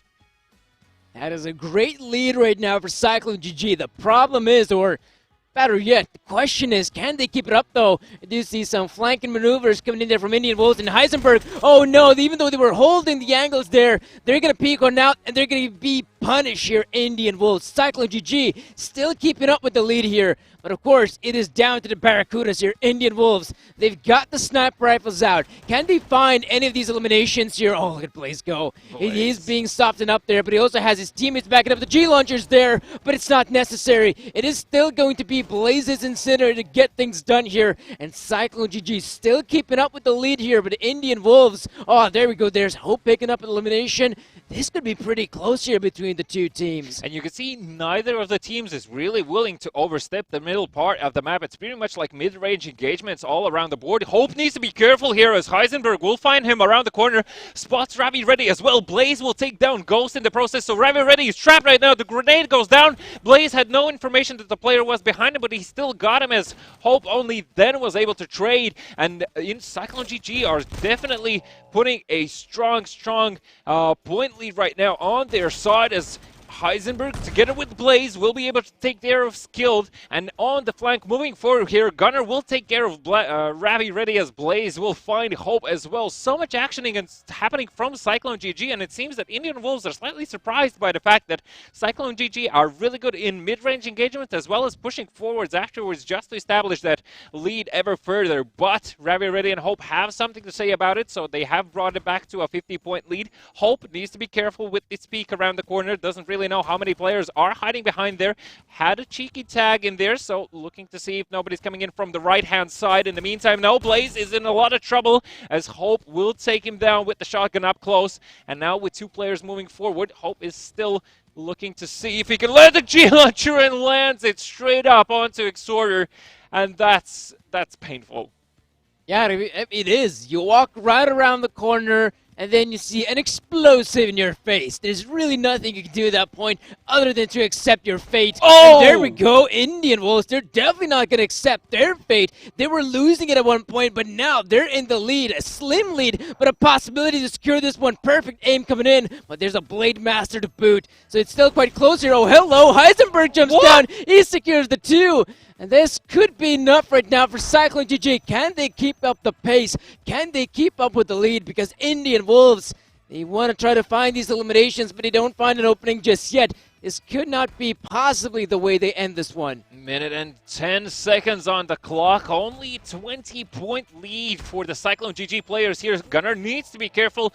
Skilled in the meantime will find Heisenberg here. And now the flank is happening from Gunner. He gets 2, gets both players out of the game. He even spots Skilled there, but Hope will take him down from that side position right now. Hope needs to be careful with pushing forward here. Gets the tag in, gets the explosive onto the ground. Somehow Exorder is still alive. Hope still takes down Heisenberg in the process here. And Exorder is in a lot of danger, realizing that he falls backwards, looking to see if anyone is following up. Only 1 point lead for Cyclone GG. 30 seconds on the clock here. It's any man's game. The explosives are going to be put onto the ground here. Gunner is going to go for that push, but there are 2 players there. Gunner gets one and Exorder gets the other one as well. And the Indian Wolves still secured with the G-Launcher.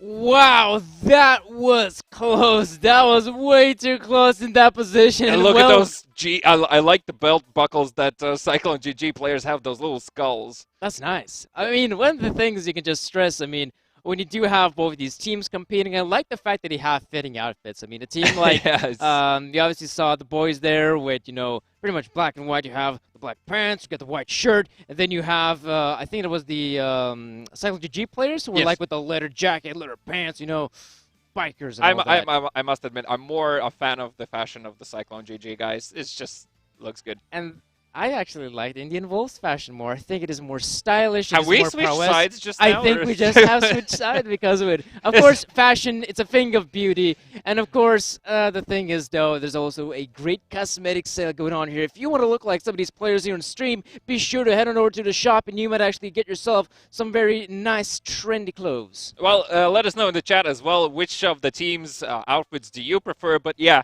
coming back into this match, so it actually got into a point-into-point battle, and let's just see if it was the same case with the MVPs, or was there someone that really, really stood out? I mean, I think it's a close race here between the MVPs and, well, not necessarily. In fact, it is Hope who's sitting at 175 score here, 11 eliminations here and 4 assists. But I think wasn't it Hope who actually secured that G-Launcher double elimination at the very end? Yeah. Yeah, so I think that kind of boosts his score just a little bit here. And of course, here for Cyclone, Gunner with 132 points, 9 eliminations, 6 assists, and only 5 deaths, notably. So only 5 deaths in a team deathmatch. I mean, that's an ideal scenario for your team. Really surprised to see how it ended off. I really thought that Cyclone GG were going to be able to clutch it, but Hope just had something else to say. So next map is going to be Atrium, and in Atrium, again, close capture point map. So a lot of these rotations are going to be very quick. A lot is going to be dependent on whoever, well, if they manage to capture that B capture point. Obviously, the AC capture points probably going to go on either side, and the real battle is going to be happening in the middle there. But this map shows us that both teams are definitely showing up for play here. And as well, for the Indian Wolves roster, I still think that it definitely needs to be a great morale boost for them to see that they're playing on the same level as Cyclone GG guys. And Cyclone GG, one more time, a quick reminder, just came back from Brazil, where they got that 5th, 6th position and a juicy $1,000 in their pocket. Juicy $1,000 indeed. But now, of course, heading into the second map, I mean, it is going to be quite interesting to see between the two teams because a map like Control Points, we talked about it earlier, it's very close quarters map, very claustrophobic when you think about it. So it could be pretty much anyone having the early lead. It could be anyone having themselves a dominant performance here. But I don't think it's going to be easy for either one. Atrium Control Points. Let's get it on here, V. And I think early on here, some presents. No, I've been fooled by production. The birdie in my ear lied to me. Why would you do that? Jokes Why would you on do that? you. All right, so Skilled in the meantime, though, making it rain. There we go. Up for grabs if anyone wants to approach that B capture point. Exorder is not going to do that. Yeah, it's easy there. I mean, no one there from your opponents. Let's just play it on the way it is. I mean, 4 versus 1. Let's get it on here. We'll see how that turns out. I think they would be happy with that, you know? Oh, who wouldn't be? Of course, it may not be the most competitive affair, but it would lead to a victory nonetheless. And of course, guys, victories are important, but a fair game is also quite important and impeccable. So, of course, here, Atrium, I guess we can talk about the map relatively quickly, relatively briefly, because we've mentioned about it earlier in our 3rd and 4th place decider. And of course, you know, a map like Atrium, it is very interesting because we haven't really seen too much of it being played out because it was also part of the spring season map pool. It was the very last map, but we just didn't get to see it played at all.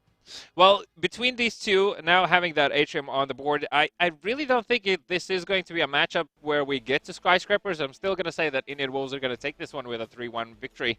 And now getting over that Europe Street, I think Europe Street, in the fact that how it's made is probably also one of the more difficult team deathmatch maps because it's quite punishing for you in terms of losing the lead and then afterwards having to come back into this. Pretty much any sort of engagement you're going to go for is going to be very risky. You saw there in that situation where Heisenberg dropped off on a single player, what he thought was a single player between the 2 boxes actually were 2. And I think just the fact that he was so close with the shotgun, he was able to still come out on top in that engagement just because of the way how he plays. But still, yeah, Europe Streets, a dangerous map because you really literally don't know what's hiding behind the next corner. And you saw that as well from the players from both sides, actually. They're using the corner plays quite a lot in the sense that they're just essentially they get an elimination, they disappear from the screens of their opponents, and the opponents then afterwards have no clue as to where they might be potentially hiding. But I'm very happy to see that a lot of these players are basically checking every single corner how it should be in a competitive match. So Indian Wolves, yeah, hope. I mean, he really clutched it for them. I'm pretty sure he screamed out loud the same as we did here, because I really thought that Cyclone GG are going to be running away with the victory in that one. On Atrium, though, I think it's going to be a slightly more difficult case. It didn't seem easy for Indian Wolves on Euro Streets there. Here, with the control points and with the chaos that Atrium usually brings, I think it's going to be even harder for them, but still doable. Yeah, it's definitely a possibility. I mean, there's no really evidence to back up that it's going to be either easy for one of these teams. But, of course, one of the things we can obviously mention about, because it is going to be Atrium, I mean, it could very easily be maybe even a team like, I don't know, even Cyclone GG having experience in more competitive environments coming out on top here. But, of course, we could see the wild card coming in there from Indian Wolves. But while we are waiting here for our second map, let's take a look very briefly at the replays we had here. Of course, we did have the semifinals being played out. We did have the third and fourth place decider as well. And, of course, some very nice shots coming in here. Of course, this is, oh, pardon me, my bad. This is, of course, the replay here of our first map. And, of course, this is a close game. It was very close between the two teams here. But one of the great things I really love is how we did have, you know, a lot of these bait and switch setups. You would have a player with a sniper rifle being posted up here, right? But you would also have someone with a shotgun backing him up here, and then you might say, "Oh, I'm going up against a player with a sniper rifle. That's going to be the easy elimination here." Oh, and of course, yeah, saw that at the very end there. That was from Ravi Reddy, actually, not from Hope. My bad, mixing that one up. But still, I mean, Ravi, probably the best of times when you could ever launch a G launcher is at the very last second there. Right. And for the side of Cyclone GG as well, it's just purely unlucky because you had no information that the rocket was coming your way. You just came out of an engagement thinking, all right, we just need one more elimination and we are done here. And then just that happens. And you probably just sit at and stare at your phone screen for a brief moment, or are in a complete denial, as I was in the very beginning of the stream, because I didn't lose. It was just unfortunate. It happens in a game of Boom. Hey, someone needs to lose. You are, after all, a casual player, so of course, Ouch. I mean, oh, come on. Because let's be real, you can't really compare to some of these players here on our screens. They're great. They're putting in the hours. They're putting in the grind, of course, and they're trying to compete. You, on the other hand, you're just a filthy casual. I'm sorry. All right. Don't worry. We both share the same title. Excuse me, chat. Please don't let him go away with that one. I'm really offended now. Come on, I'm not to say I'm the best player Guns Boom. I try, though. I give it my best shot. I do get wrecked at times. I'm not going to lie. But if anyone wants to hit me up in the matchmaking, we can try to play some of those games here. Of course, you're probably going to be much better than me. I just not very good with the touchscreen controls, if I'm being honest. I'm surprised. You're not used to it? That too as well. I mean, when I do hop into a game, I do see some sort of, I guess I'm up against some sort of kiddo who's just absolutely just wrecking me, and I'm thinking, well, I feel old. I can't get this done. You guys are way better than me. I think that the thing that's most difficult for me is probably, yeah, my hands still. The big hands. The big hands, they cover big up hands all need screens. A I can't really see what's going on. So I sort of have to, if I really get into my competitive mode, I have to. How do you go for it? If I hold it like this, right. So if I have it like this, I have everything covered. So I need to play some sort of this sort of motion in order for me to actually see what's happening on the screen. But it's not comfortable. Have you tried going for a claw grip? Because there's a bunch of ways you can actually approach this one. Of course, Vedavicus is showing you pretty much the standard way, but you can actually go for a claw grip. I've actually seen on the iPad, I've actually seen, it's a massive screen, and people actually play touch games like, I think I've even seen PUBG, if I recall correctly, that's just going for this claw grip, and they're just playing it with their claws. I think that's one of the best players in PUBG Mobile was playing in such a playstyle. I've never thought it's a possibility to use all of your fingers. Does anyone play with their phone on the desk? You could do it theoretically like this. Theoretically, but at Brazil, I just saw everyone, putting the baby powder, and just going out to town like this. You have the grip on the table, they're holding on to their phone, and basically, it's that sort of play style. Well, obviously stability is key. Yes, you really don't want any sort of shakiness. Baby powder helps as well. Huh? baby powder helps as well, to get that grip on your phone. All right, I'll ask the production for the next stream to just buy some baby powder so I can play PUBG. Excuse me, no, I take that back. Guns of Boom. You got in my head with those PUBG stories. Yeah, what am I talking about? Guns of Boom, better game, much more booming, greater possibility to get yourself them eliminations. It is a great game. And no other game has a G launcher, so. The G launcher Cosmetics is great, as well. Like, I mean, if I'll probably just buy some sort of a, I don't know, really distracting suit, and I'll be the decoy of the team. So I'll just run around, and everyone's going to be like, oh, look, what the hell is that? And afterwards, my team can just take care of everyone else. I'll just act a fool. Yeah, you can just be a human decoy. You can just allow your players to actually get the eliminations, have the fun, while you're just running around like a headless chicken. I mean, if that's your way of playing it, sure, be my guest. But there's obviously Guns of Boom allows imagine though if styles. I could take it to a point where nobody could hit me. That would work. I didn't think about it. So you're trying to tell me that you're just going to be putting on, I don't know, cheetah pants that give you obviously the movement speed. You're just going to roam around and just, you're going to evade bullets like Flash, basically. Like Neo. Like Neo, all right. Flash, Neo, basically like a superhero. Or Sonic. I could, like, if they make like a Sonic cosmetics, then I would definitely go with the Sonic one. Oh, yes, Sonic is the best option. Sonic is great. Not the movie, though. Not the movie. Hey, it's not out yet. It's not out, but let's be real. It's not looking that great. All right. Well, we're off track a bit here, so we are still waiting for the players to jump back into the server. I think, speaking about this match as well, what do you think this sets up a scenario for Cyclone GG, right? So they just came back from Brazil. They were very, very confident of going into it. Now coming back, they still should be very proud with their success that they had. And coming back now into this matchup where they have currently lost the first map, do you think it plays on their morale? Morale can definitely be an issue here. But if you're talking about celebration, I've been told it's Ravi's birthday today. I'm sorry, from Indian Wolves. All right, should we bring out the hats again we for still Ravi? Have the hat. Let's bring out the hats. Ravi, this one's for you. This one's for you, Ravi. Everyone else, I'm sorry for the noises that you're hearing. There we go. Hat.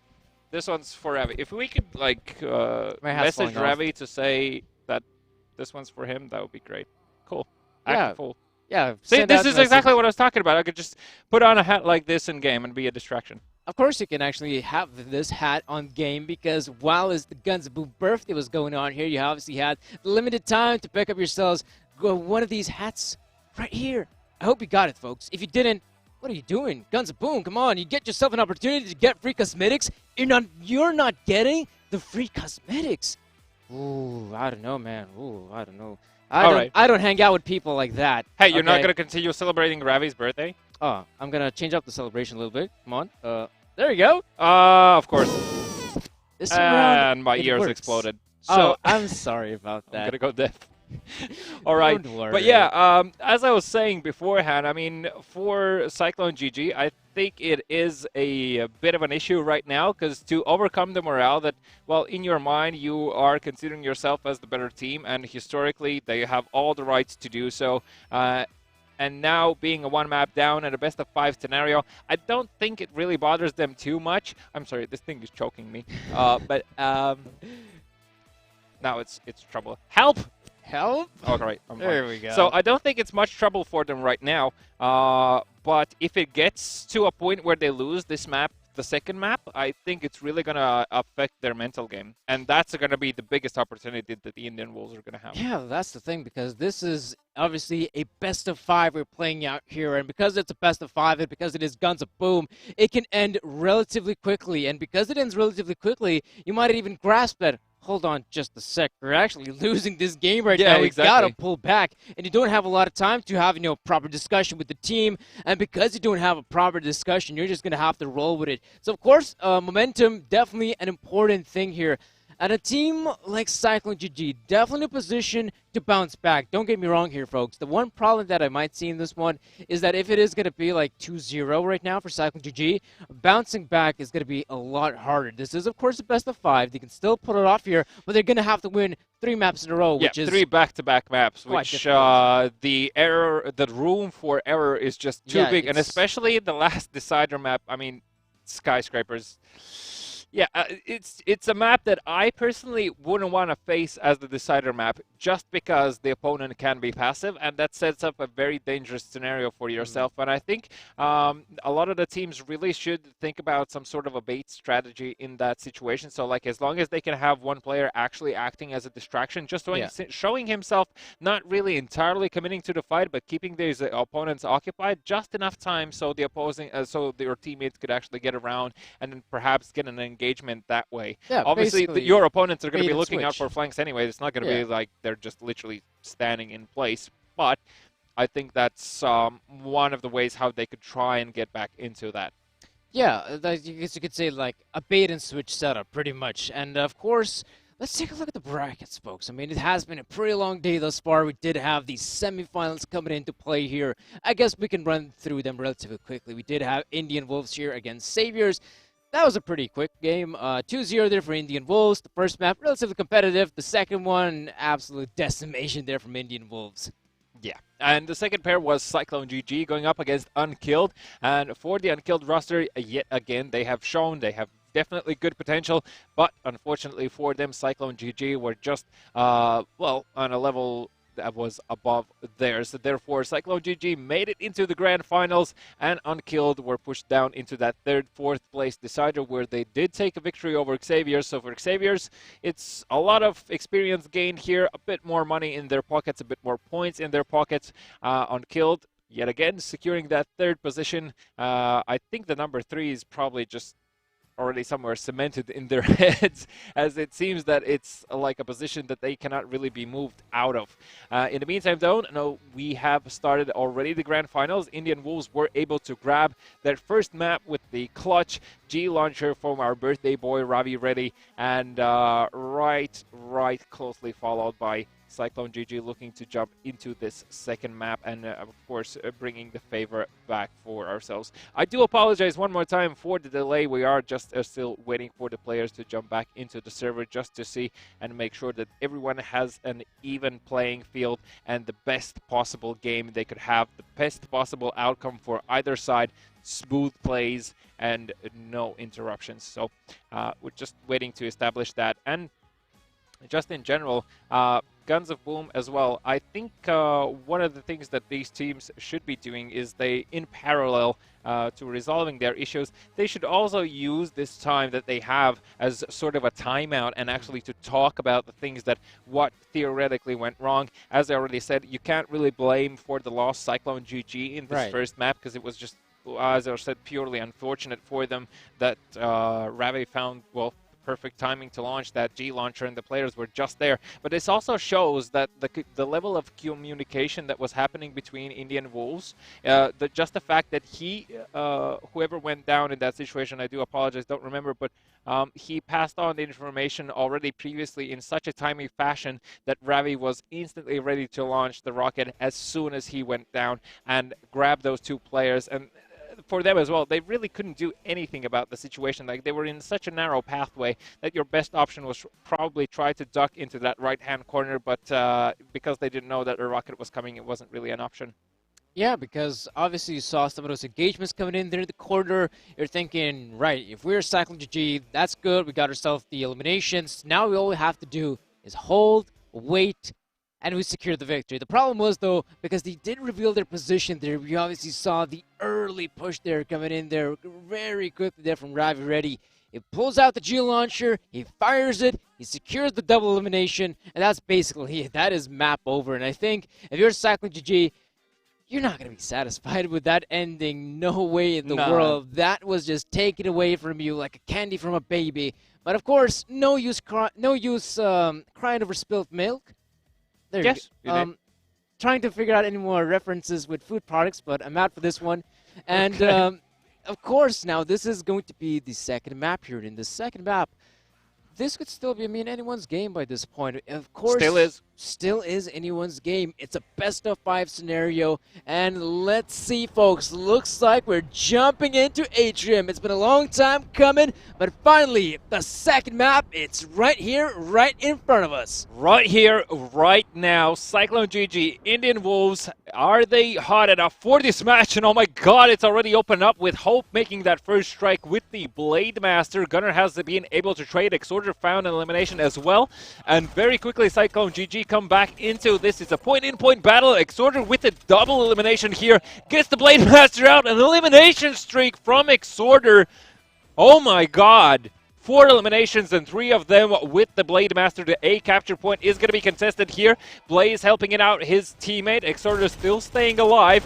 And oh, Hope just inches away of getting onto that capture point. Ravi ready now trying to go back into it. B capture point is already in favor of Cyclone GG. And look at that point lead. 140 points for Cyclone GG.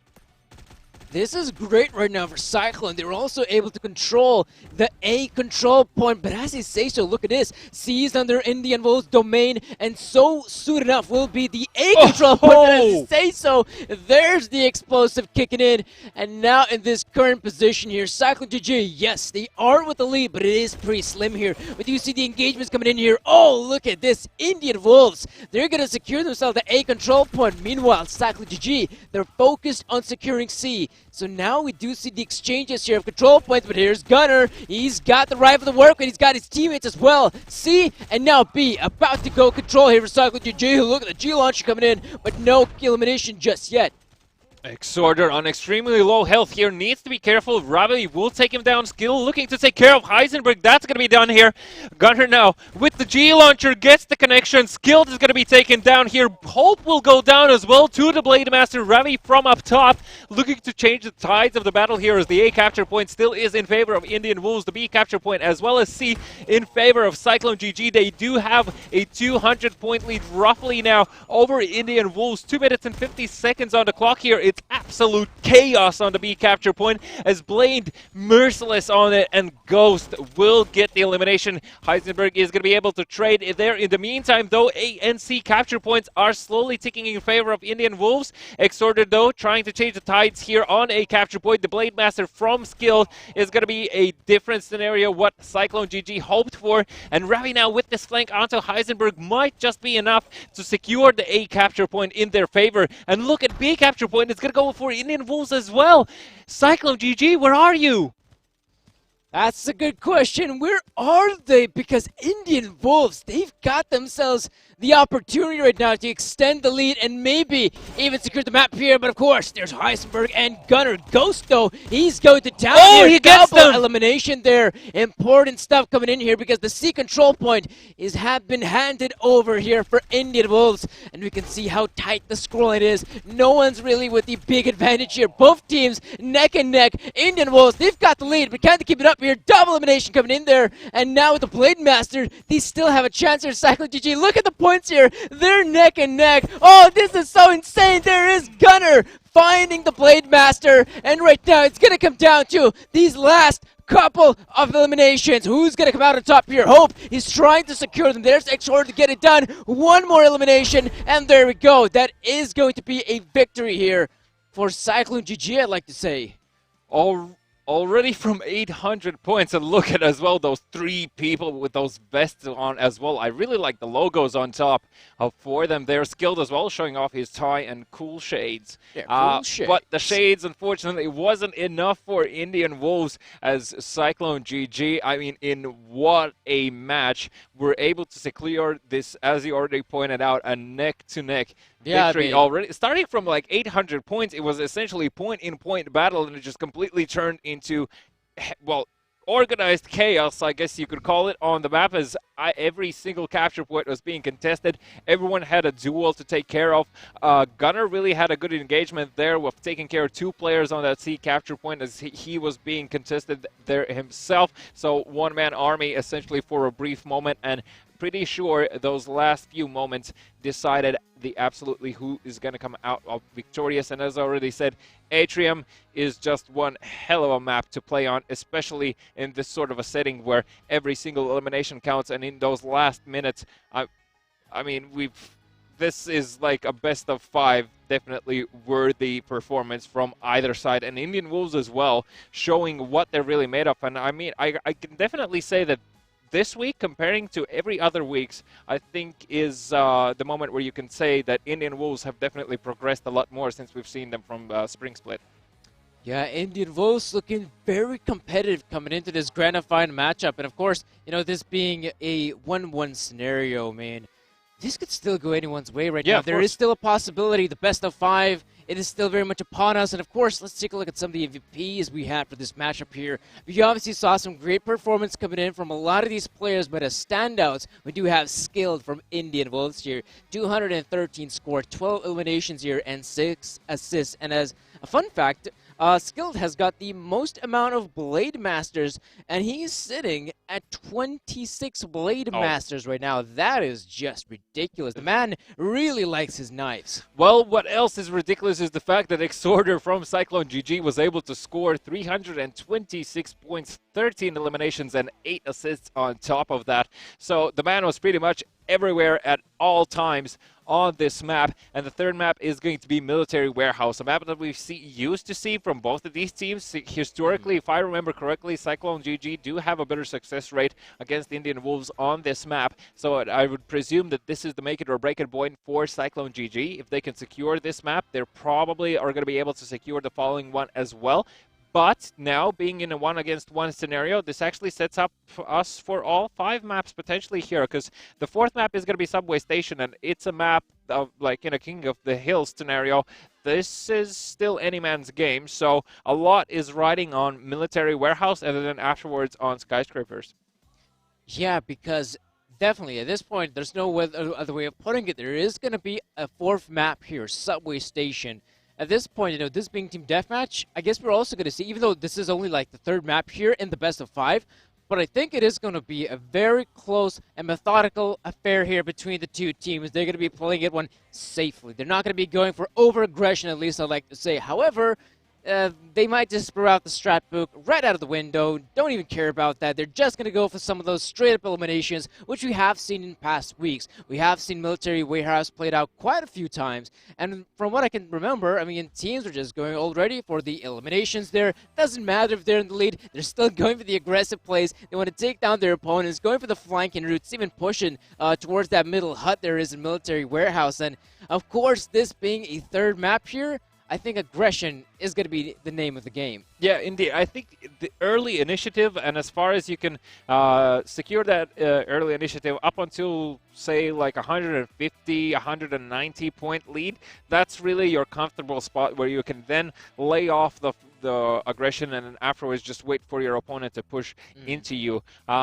That's probably the ideal scenario we're describing, but looking at how these games are happening today between these two teams, it's hard. I don't think we'll even get to that lead point. I think it's going to be another neck-and-neck game, Danny.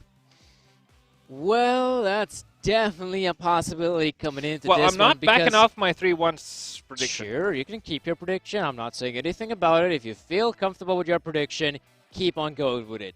Of course, you can't deny it at this point right now, because a team like Cyclone GG, there might be some jet lag coming into this one. There might be some other factors we don't know about. That's just excuses. That's just excuses. All there right. might be excuses, but at this point, Cyclone GG, they're still here, out to play here. They're not out just yet. And of course, we're in Military Warehouse. We're going to start off here relatively quickly here between the two teams here. And from what I can tell, Team Deathmatch, this could go anyone's way. Any man's game right now. Military Warehouse map number 3 in this grand finals of week number 2 between Cyclone GG and Indian Wolves. Who's going to come out on top in this one? Let us know in the chat, as the players are already making their way towards those routes. You can see 3 players from Cyclone GG on the right-hand side battling it out with Hope, but the first strike has been made from Skilled. The flank is excellent as the grenades making huge work for them, and Hope getting so much done for his team very early on. A 60-point lead for Indian Wolves. You can see Ravi as well already posted up towards this boards area, looking to see if he can spot his opponents very early on. Gets a few shots in, notices Blaze very close, is going to go for that engagement here, goes for the Blade Master. Heisenberg gets in the meantime a double elimination with the G-Launcher. Gunner gets one as well, and Cyclone GG have completely turned the tables here very early on. That was looking so good for Indian Wolves at the start, but now it's Cyclone GG. They're back at it again here. They're pulling out the rifles here, but look at this. Some good eliminations coming through here. Trades. And at this point, Indian Wolves with a slimmer of a lead. Only 3 points here for Indian Wolves, but by this point, Cyclone GG, they have responded. They're going to go for these eliminations here, but we do see some of the players posted up quite close here. The G-Launch comes in. Oh my God! Elimination there. A Ghost. He's going for those eliminations. He's securing all of them. And now Indian Wolves, they got a huge lead here. Ghost, what was... I mean... I am lost. There's so many rockets all over the place. Hope as well gotten a G-Launcher elimination for himself. 70-point lead for Indian Wolves right now. Exhorter does manage to get Ghost with the Blade Master, but Skilled comes up with another double elimination. And getting those back-to-back eliminations, getting those extra points is what really counts in this team deathmatch mode. Absolutely. Gunner now on with guns Blaze and his set of Blaze as well. With the help of his teammate Blaze, will find Hope, and Skilled with another G-Launcher will take care of Gunner. A double elimination on the board, and again for Indian Wolves. And look at the lead they've obtained. 2 minutes and 50 seconds on the clock. A 100-point lead over Cyclone GG, and they just need a bit more to close it out here. It's a massive lead if I've ever seen one, as massive as the hands of Beneficus. And at this point, Cyclone GG, can they pull it back here? I don't know if that's even a possibility here. Indian Wolves, they're running away with this one. 50 more points, and they've got themselves the victory here. Skilled now, looking to see he to spot his opponents. That grenade might deal a lot of damage. Ghost is dangerously close here, but has the help of Ravi ready. They're going to be pushing here. Will find Heisenberg. Blaze, though, to help together with Gunner, had an excellent crossfire there. We're able to eliminate him very quickly. Hope now has found Exhorter in the process. Skilled needs to be careful. Doesn't notice that the Gunner is very close by. Only 20 more points for Indian Wolves here, and Cyclone GG are starting to crawl back into this, but it might be too late for them, as Indian Wolves are looking to secure the victory. Gunner really should fall back there. Doesn't really have any armor, and is going to go down in that first engagement. Ravi Reddy now has spotted already his opponents. He's going to be moving forward here. Skilled taking a few shots toward himself. Doesn't really notice where the shots are coming from. Blaze will find Ravi Reddy here. Dangerously low health, and Skilled will find Blaze. One more should do it for them, and Cyclone GG absolutely need to stay alive in this one. Exhorter will get the first elimination, and that's going to be it. Ravi Reddy will take it away, and that is going to be the second map for Indian Wolves. And you're going to see those juicy white shirts on your screen, ladies and gentlemen. A nice setup for yourselves. Everyone actually has the good shades. I didn't notice that before. I mean, those are good shades. You can't I deny want one. that. Yeah, I'd like some shades as well. It would fit in with the background here, so I could... Maybe our little Guns of Boom fella would actually get some My shades little on. Guns of Boom. Yeah, we need new clothes for him, please. Yeah. Please, Guns Because of he's Boom. just playing on pretty much the default skin. Yeah. All right, enough about cosmetics. 2-1. 2-1. Triple elimination with the G-Launcher. Let's talk about that. I mean, this could actually be a scenario that is very reminiscent of last week, where we saw Indian Wolves securing the 3-1 victory. But of course, I mean, talking about the plays here, again, we actually saw the triple G-Launcher coming in here. That is quite insane here. They got the early lead here, and you're thinking, right, by this point, Indian Wolves, they got this one. Even though we actually saw a pretty fine lead early on there. They had a very neat little setup. They had players coming in from all parts of the map here. They were able to go for a pincer movement on the 4 remaining players from the roster of Cyclone GG, and there we go. That was the early lead. Then we obviously saw Cyclone GG bounce back, and then, yes, then we saw the triple G-Launcher elimination. But of course, let's take a look at the MVPs here. What just happened there? Who one of the best players in the server. Yeah, let's see if the G-Launcher eliminations secured him that valuable MVP position. So, from Cyclone GG, you do see Gunnar on your screens with 146 points, 8 eliminations, 3 assists, and 5 deaths. And on the Indian Wolves side, you're going to see Ghost with 197 eliminations, points. Not eliminations, 7 eliminations, 8 assists, and 8 deaths. Yeah, 197 eliminations would be just over the top there. But still, super, super excited to see what's happening here today. You could definitely tell that these are grand finals as we are going neck to neck. And now the subway station here. It's make it or break it point for Cyclone GG, for Indian Wolves. They only need to secure one more. And my prediction is going to come true. Well, we'll see about that. We'll see if your prediction comes through, because we still have, of course, this map coming into play. That's going to be Subway. That is a map we haven't seen played out here in the Southeast Asia region, sure. We actually saw it being played out here in the Pro Series finals of Brazil. But, of course, here we haven't seen how both teams here are going to be pitted up against here on a map like Subway. Who's going to come out on top here? Who's got the strats? Who's got what it takes to secure themselves the map? We're just going to have to wait and see here, folks. We're about to jump into the map here. It is going to be Subway Station. King of the Hill, and for Indian Wolves, they seem to be on fire today. Let's see if they can lock it down here on this very map and not even take it to skyscrapers. No necessary for that, as Gunnar comes out with an early double elimination here. Blaze will get Hope and a triple elimination, as Ravi Reddy will get the explosive on Exorder in return. But Cyclone GG, look at that point lead. That is a pretty big point lead here for Cyclone GG. Can they keep up the pace, though? Doesn't look like it. Indian Wolves, they're able to bounce back here. They're able to eliminate every single player there from Cyclone GG, and look at this. Because of it, the control point is back in their favor. Though some of these players, they have lost HP there, and we do see Cyclone GG, they're coming in here. All the players finding the eliminations here, and of course, we do see a wraparound.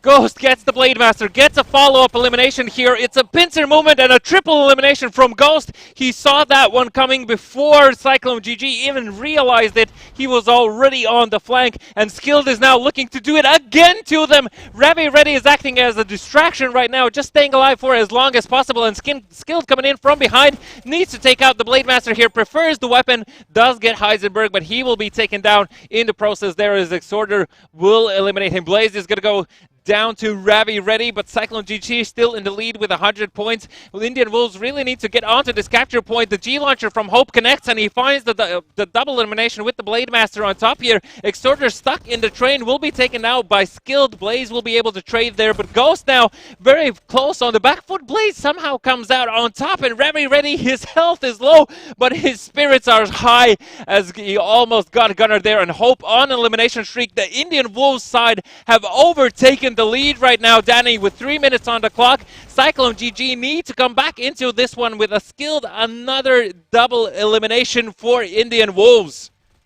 They have to attempt this one. Oh no, Skilled, he's got it again. He's going for the eliminations here. The backstab is successful. And now Cyclone GG, they're the ones on the back foot. They're the ones who must secure these eliminations here, as well as the control point. Finally, you see Heisenberg sitting there. He's trying to cap it for the team here, but here's Hope. He's coming in here. He secures yet another one. He's merciless in that position. And there we go. More points here for Indian Wolves. They're able to rack him up. And all they need to do right now is secure the 1,000, and they win themselves the grand final. The G-Launcher almost connects there. Heisenberg makes it in time onto the capture point. Hope is now coming in to get rid of Heisenberg, but Gunnar was there, able to trade very quickly. Blaze now does get Skilled in process, so the capture point is currently in control of Cyclone GG. They have overtaken the lead 2 minutes before the end of the match, and only 150 points more required for them. But Indian Wolves are starting to come back into this one. Exorder and Blaze both getting eliminations, but they're on extremely low health. The G-Launcher connects a double elimination from Blaze here. 20 more points for Cyclone GG. And can Indian Wolves do anything about this one? Apparently not. nothing. They can do it, and that is going to be, of course, the team Cyclone GG coming out on top here. Of course, top players here from Cyclone GG as well. We do have Blaze here, the MVP, looks like it. And of course, folks, sorry about the graphics there. Of course, it is Cyclone GG who did secure the victory, which means the 5th map, it's going to be upon us. We're going to have a 5th map here. And Beneficus, if I'm being honest, I don't think we have seen a 5th map. Primarily, it has been, 4 maps for the maximum we got to see. The 5-mapper? Oh, a 5-mapper with skyscrapers at the end. I really thought that Indian Wolves are going to grab this one. I mean, so many highlights today happening from their side, as well as, of course, from Cyclone GG. But, I mean, my God. The things that are just happening on your screen are taking away your breath. And, of course, with Ravi's birthday on the side of Indian Wolves, I think it's just another, a mental boost that they have. And that's a nice gift to a grand final. It's a great gift in terms of highlight. But speaking about gifts, let's have a look at the MVPs and who has been gifted the prize of being the most valuable player on their team. On the side of Indian Wolves, of course, Hope. 220 points, 11 eliminations, 5 assists, and 6 deaths. On the side of Cyclone GG, it is going to be Blaze. Also, 11 eliminations, 3 assists, 7 deaths, but 250 points for him. And his current situation, we do see the players. They're able to step up to the play. They're not going to be giving this one away that easily. Of course, even though we did see an early lead there from Cyclone GG, Indian Wolves, they were able to bounce back here. We saw some of the flanks there coming in. They were massive. At one point when you're thinking, right, this is looking good for Cyclone GG, probably they're even going to come out on top victorious, but then you saw the flanks coming in there.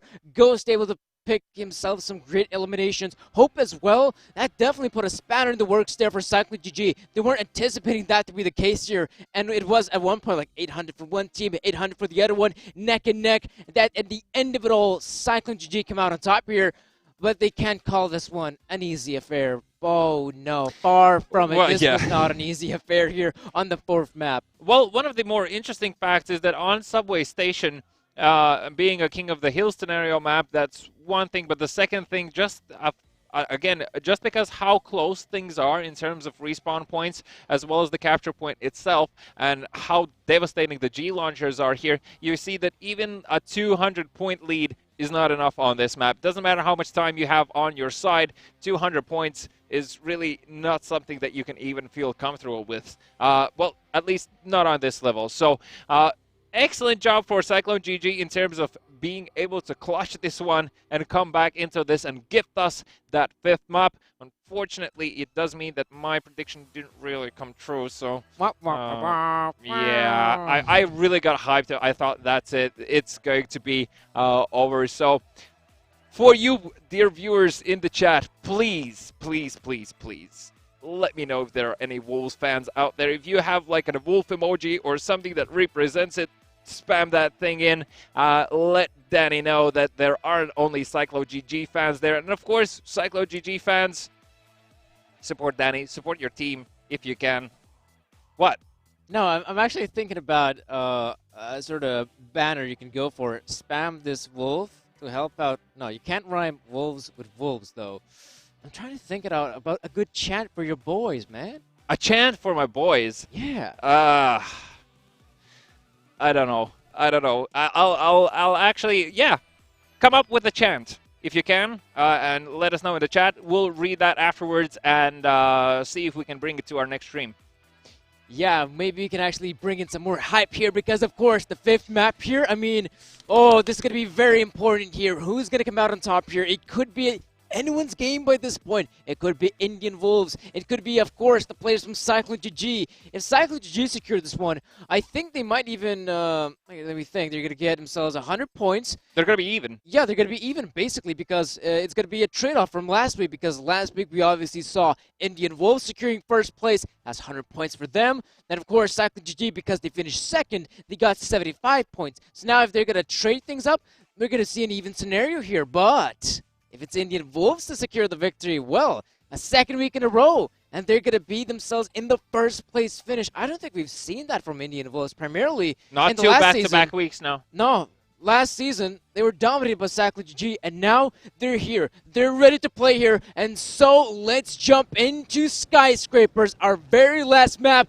of the best of 5 here. Team Deathmatch, it's gonna decide it all. Who's gonna come out on top here? Is it Cyclone GG? Is it Indian Wolves? We're just gonna have to wait and see. It is, of course, an early aggression here. Look, Cyclone GG out there in middle, and you do have Ghost, Skilled, both players from Indian Wolves securing the eliminations here. And they're looking to wrap things up here as Hope will find Gunner and Ghost will take care of Heisenberg. That's almost a clean sweep very early on here as Indian Wolves have a brief lead over Cyclone GG. Blaze here looking to see if he can spot anyone running around here. Spots, I think Ghost knows he's there, trying to land that perfect aim. Unsuccessful in doing though. Actually, Skilled does that to him, but Heisenberg here coming out from above is going to be able to take care of one and even gets the follow-up onto Ghost there with the perfect aim. Ravi ready set ablaze here, needs to fall back a bit and regroup together with his team. And Cyclone GG are very focused on this more middle part of the map where they can pretty much control every corner of entrances.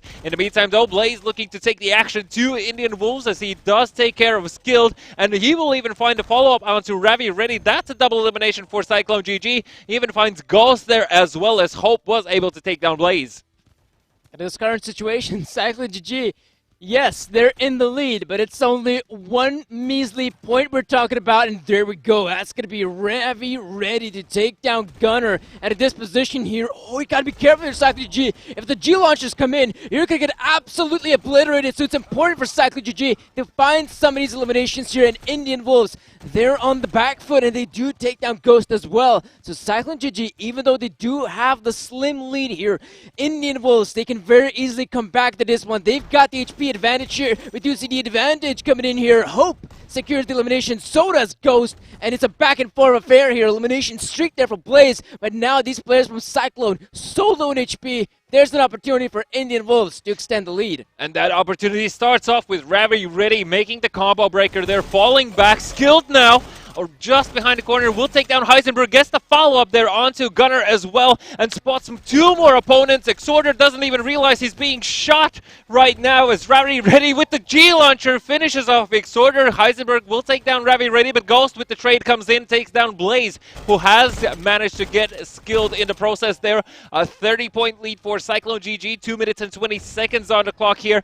Gunner gets another double elimination for himself, and Cyclone GG still very heavy focused on this center part of the map. Ravi really will take down Gunner here, and Hope will get Exhorter, so that's 2 eliminations in favor of Indian Wolves, but they still need more to overtake the lead from Cyclone GG. And Cyclone GG as well, they're not really willing to overstep their boundaries right now. They are in a pretty decent spot, having a 50-point lead, 2 minutes and 2 minutes on the clock right now. Heisenberg gets Hope. Ravi really gets the Blade Master onto Heisenberg. Blaze needs to be careful here. Had a great opportunity. Gunner with the G launcher will take down Skilled. And it's a backwards and forwards game right now. Only 30 points between the two teams. A minute and 40 seconds on the clock. And in a 2v2 against 2 scenario in terms of points, it's any man's game still.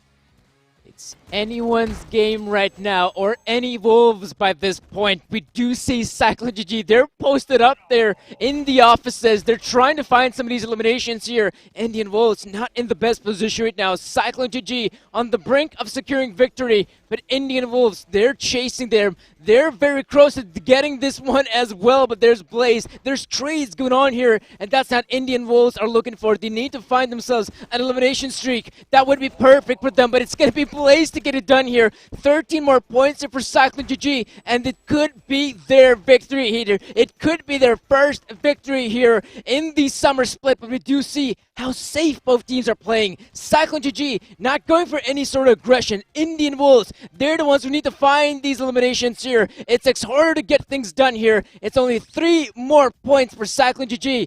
And now we do see Indian Wolves here. They're coming in here. They're coming in hot. They want to find these eliminations here. Can they get it done here? This is such a close affair here. 30 seconds remaining. Someone has to get it done here. And there's Hope coming in here. Oh no, he's been gunned down here, but it's going to be Hope to secure the elimination here. This might be a bit closer than we might have thought.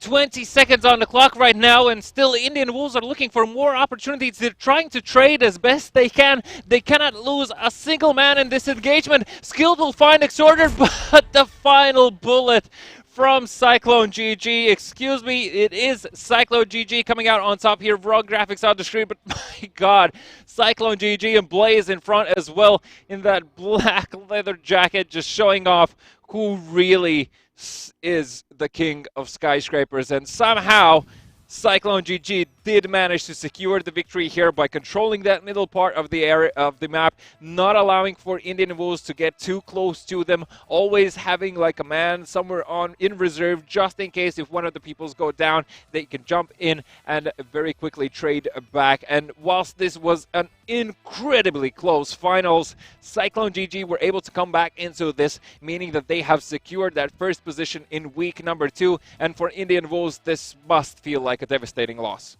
It has to, because they were so close to securing themselves the victories here. I mean, they could have done it even maybe earlier. This could have maybe even been a 3-0 affair right now. But of course, it is Cyclone GG who do bounce back here. But if we were to talk about our 5th map here, you cannot deny it. That was an interesting playstyle coming in there from Cyclone GG. You know what? I was hoping to see just a more of a safe approach, a campaign style, but no, we saw map presence. That was the name of the game. I think one of the things that I was missing personally from Indian Wolves was they knew constantly that they had Cyclone GG had at least 3 players towards the middle part of the map. Just back off and launch G launchers into it. Like, get them out of the corners at least. And once they're out in the open, then you just come in with that push.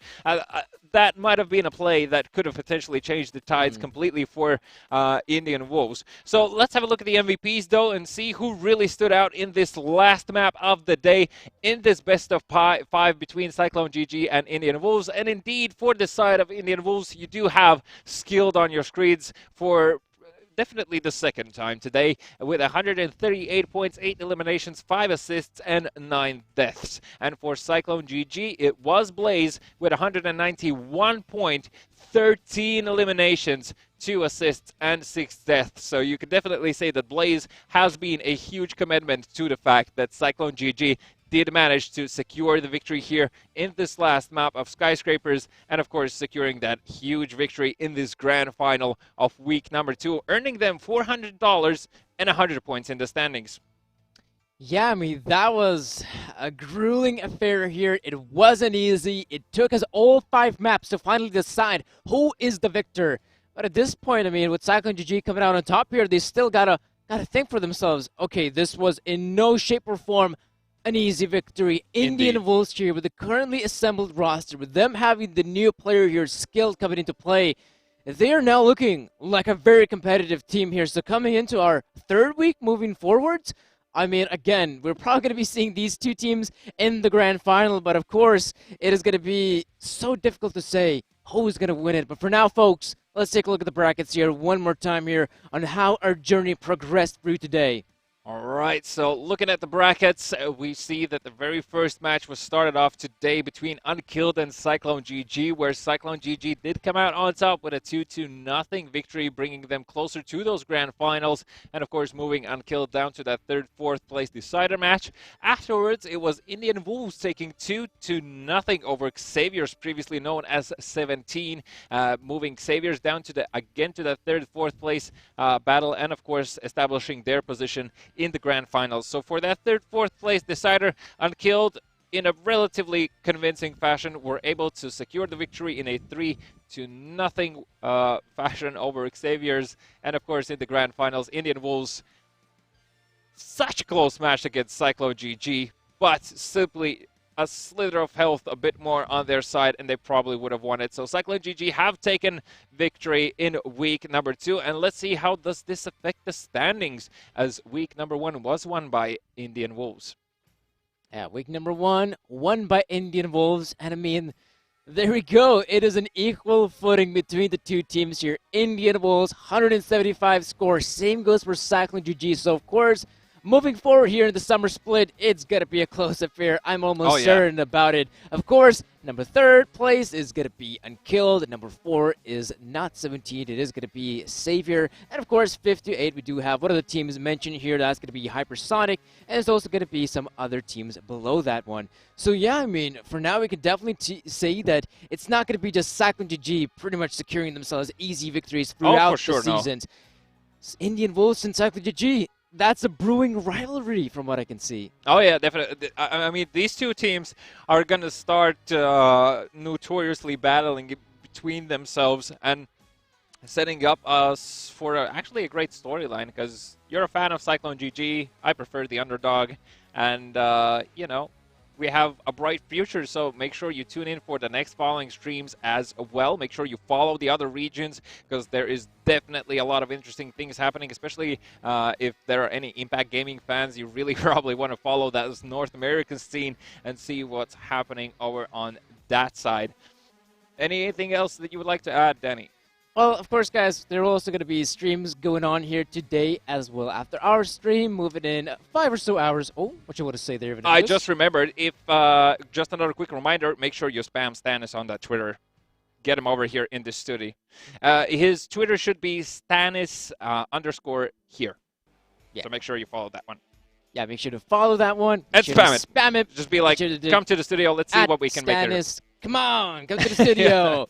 You know what to do here, folks. But of course, I'm also going to tell you what to do as well. Be sure to tune in to the other broadcasts that are going to be happening here. The channel, we will have some European Guns of Boom going on here, some North American Guns of Boom as well. So that is going to be very interesting to see. Be sure to tune in to the broadcast there. Be sure to click the subscribe button, hit the bell if you'd like to. And of course, guys, yeah, I think that's going to be it for today here, Beneficus.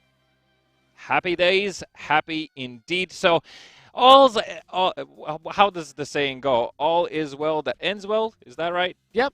All right. You got it. That's probably what Cyclone GG are saying to themselves. And I think that's a huge thank you for everyone who joined. Thank you for pointing out that I have huge hands. Make sure you do that again sometime. So Danny has a few more things to joke about, and I'm pretty sure that we'll see you next Saturday again.